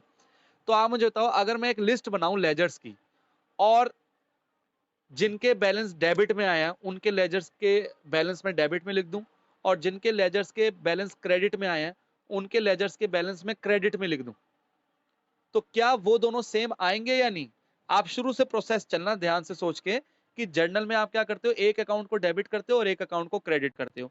फिर वो जो जर्नल एंट्री हुई है, उस जर्नल एंट्री को आप एक लेजर के डेबिट में लिख रहे हो, फिर एक लेजर के क्रेडिट में लिख रहे हो। फिर दूसरी जर्नल एंट्री है, उसमें एक डेबिट हो रखा है, क्रेडिट हो रखा है विद सेम अमाउंट, फिर आप उस एंट्री को एक लेजर के डेबिट में ले जा रहे हो और एक लेजर के क्रेडिट में ले जा रहे हो। तो ऐसे आपने 100 एंट्री कर ली, 200 एंट्री कर ली। तो क्या आप मुझे बताओ, अगर आपने 100 लेजर बनाए हैं, तो उसमें से 100 लेजर का ऐसा होगा ना, क्या पता 70 जो है डेबिट हो रहे हो और 30 जो है उनका बैलेंस क्रेडिट में आ रहा हो। 70 का बैलेंस डेबिट में आ रहा हो और 30 का बैलेंस क्रेडिट में आ रहा हो। तो क्या वो जो 70 डेबिट हुए हैं और जो वो 30 क्रेडिट हुए हैं, क्या उनके टोटल आपस में सेम आएंगे या नहीं? आप लोगों को क्या लगता है? नहीं आएंगे? आएंगे। रीजन समझ आ गया आपको? क्योंकि आप शुरू से एक चीज पकड़ के चल रहे हो, क्या? कि भाई एक चीज डेबिट हो रही है और एक क्रेडिट हो रही है विद सेम अमाउंट। और जब आप उनको जर्नल से लेजर में ले जा रहे हो, वहां भी आप यही कर रहे हो, कि क्या कर रहे हो, उसको एक डेबिट कर रहे हो एक क्रेडिट कर रहे हो। तो इसलिए जब आप उनके टोटल करोगे, तो टोटल में भी तो यही होगा, जो लेजर्स के डेबिट हैं और लेजर्स के जो क्रेडिट हैं वो इक्वल आएंगे। होगा ना ऐसे? तो यही तो है ये, जो मैंने भी आपको बोला ना, कि 70 लेजर का बैलेंस डेबिट में आ रहा है और 30 लेजर का बैलेंस क्रेडिट में आ रहा है। तो ट्रायल बैलेंस वही है। ट्रायल बैलेंस में जिनके 70 के बैलेंस डेबिट आ रहे हैं उनको डेबिट में लिखूंगा, और जिन 30 लेजर के बैलेंस क्रेडिट में आ रहे हैं उनको क्रेडिट में लिखूंगा, और फिर लास्ट में दोनों का टोटल करूंगा, डेबिट साइड का और क्रेडिट साइड का, और वो नीचे दोनों का टोटल करूंगा और वो इक्वल ही आएगा। नहीं आएगा तो इसका मतलब आपने कहीं पे गड़बड़ करी है। समझ आ गई आपको बात? जो मैंने बोला ना 70 और 30 वाला आपको एग्जांपल दिया, 70 डेबिट होंगे 30 क्रेडिट होंगे, उनका टोटल सेम आएगा, वही है ट्रायल बैलेंस। कि हम बैलेंस को ट्रायल करते हैं, डेबिट वाले डेबिट, क्रेडिट वाले क्रेडिट। क्या उसके लिए ट्रायल बैलेंस बनेगा ना? वो मैं आपको नेक्स्ट क्लास में कराऊंगा, आज तो नहीं करा रहा क्योंकि बहुत लंबी क्लास खिंच जाएगी फिर। तो ट्रायल बैलेंस में आपको ये इन्हीं लेजर से ही बनेगा। वो जितने भी लेजर है उनके बैलेंस सीडी जो है वो उठाऊंगा मैं, और फिर उनको लेजर ट्रायल बैलेंस में डालूंगा, और कुछ बैलेंस डेबिट में आएंगे, कुछ क्रेडिट में आएंगे, फिर लास्ट में उनका टोटल करूंगा और वो दोनों इक्वल आएंगे, डेबिट और क्रेडिट। क्लियर हुआ आपको मेरी बात क्या कह रहा हूँ? हो गई क्लियर? किसी को डाउट है तो पूछे मुझसे। हाँ जी, अब हमें क्या करना है इस क्वेश्चन में लास्ट पार्ट जो हमारा रह गया वो ट्रायल बैलेंस का रह गया। तो हमें ट्रायल बैलेंस बनाना है। ट्रायल बैलेंस कैसे बनाना है? जितने भी लेजर हैं, उनमें हमने सीडी, बीडी सब निकाले हैं, क्लोज़ करे हैं उनको। तो उनके जो बैलेंसेज़ हैं, उनको अब हमने इसमें ट्रायल बैलेंस में पुट करना है। तो अब हम ज़रा देखते हैं, सबसे पहले देखो ये परचेज़ बुक बनाई थी, इसका बैलेंस तो हमने परचेज़ अकाउंट में डाल दिया था, खत्म। सेल्स बुक का सेल्स अकाउंट में डाल दिया था। सेल्स रिटर्न बुक का सेल्स रिटर्न अकाउंट में डाल दिया था। अब हमने क्या करना है, अब जैसे कैश बुक है, ये कैश और बैंक का लेजर ही तो होता है, तो इसका सीडी आया था, तो ये बीडी यहाँ आ गया। तो बीडी जिस तरफ आते हैं ना, जैसे डेबिट में बीडी आए तो डेबिट बैलेंस हो गया वो, और क्रेडिट में सीडी आए और बीडी आए तो वो क्रेडिट बैलेंस हो गया। तो वो हम उसके अकॉर्डिंग ट्रायल बैलेंस में लिखते हैं, डेबिट वाले बैलेंस डेबिट में, क्रेडिट वाले क्रेडिट में। तो अब सबसे पहले कैश बुक का है, तो कैश बुक में हमें बीडी मिला है 825 और 19,497 कैश और बैंक का। तो हमने क्या करा, कैश और बैंक लिखा। तो कैश का हमने जो है ये 825 डेबिट में लिख दिया और 19497 डेबिट में लिख दिया। फिर अब अगले लेजर की बात करते हैं हम, तो फिर है स्टॉक। अब स्टॉक दो तरीके हैं हमारे पास सोचने के, एक तो सीडी कहाँ आया, क्रेडिट साइड में। तो सीडी अगर यहाँ है तो बीडी कहाँ आएगा, बीडी इस तरफ आएगा। तो बीडी किस तरफ आएगा, डेबिट में। तो स्टॉक का हम बैलेंस जो है किस तरफ लिखेंगे, डेबिट साइड में। ठीक है ना। और दूसरा तरीका हमारे पास ये है कि आप ये सोचो कि स्टॉक क्या होता है। स्टॉक हमारे एसेट होती है, तो एसेट का फेवरेबल बैलेंस क्या होता है, डेबिट होता है। तो स्टॉक हम डेबिट साइड में लिखेंगे। फिर अब अगला देखो, plant and machinery. Plant and machinery का सीडी इधर आया है, तो बीडी किस तरफ आएगा, डेबिट साइड में। एक तरीका ये हो गया, और दूसरा आप ऐसे सोच सकते हो, प्लांट एंड मशीनरी क्या है, एसेट है। एसेट का फेवरेबल बैलेंस कहाँ आएगा, डेबिट में। तो हम प्लांट एंड मशीनरी का बैलेंस किस तरफ लिख देंगे, डेबिट साइड में। ठीक है। तो इस तरीके से हम सारे करेंगे। अब एक देख लेते हैं, जैसे जेम्स है। अब जेम्स में हमें पता नहीं है डेटर है या क्रेडिटर है, कौन है, तो इसका सीडी देख लेंगे, क्रेडिट साइड में है, इसका बीडी किस तरफ आएगा, इधर। तो बीडी किधर आ गया, डेबिट साइड में। तो जेम्स हम किस तरफ लिखेंगे, जेम्स का बैलेंस डेबिट साइड में। ठीक है।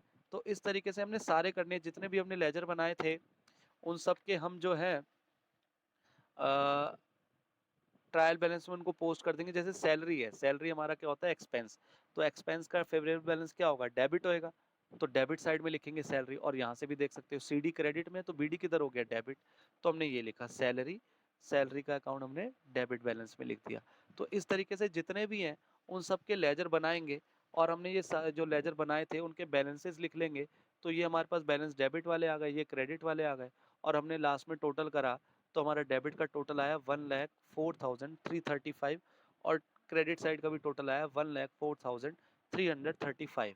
तो हमने जो है इसमें क्या क्या करा, सबसे पहले सब्सिडरी बुक्स बनाई, कैश बुक और बाकी बुक्स बनाई। उसके बाद हमने लेजर बनाए। लेजर बनाने के बाद हमने फिर ट्रायल बैलेंस बनाया। जो लेजर के क्लोजिंग बैलेंसेस थे वो हमने यहाँ लिखे, और उससे हमारे डेबिट और क्रेडिट साइड इक्वल आ गई। तो ये बहुत लंबा क्वेश्चन था, हमको 3-4 क्लासेस लग गई। तो मैं इसको एक साथ अपलोड कर दूंगा, और आप लोग इसको देख सकते हो। कहीं से भी आप जो है फॉरवर्ड करके, या जहाँ से भी आपको डाउट है वो आप देख सकते हो। तो आज की क्लास यहीं फिनिश करते हैं। Thank you.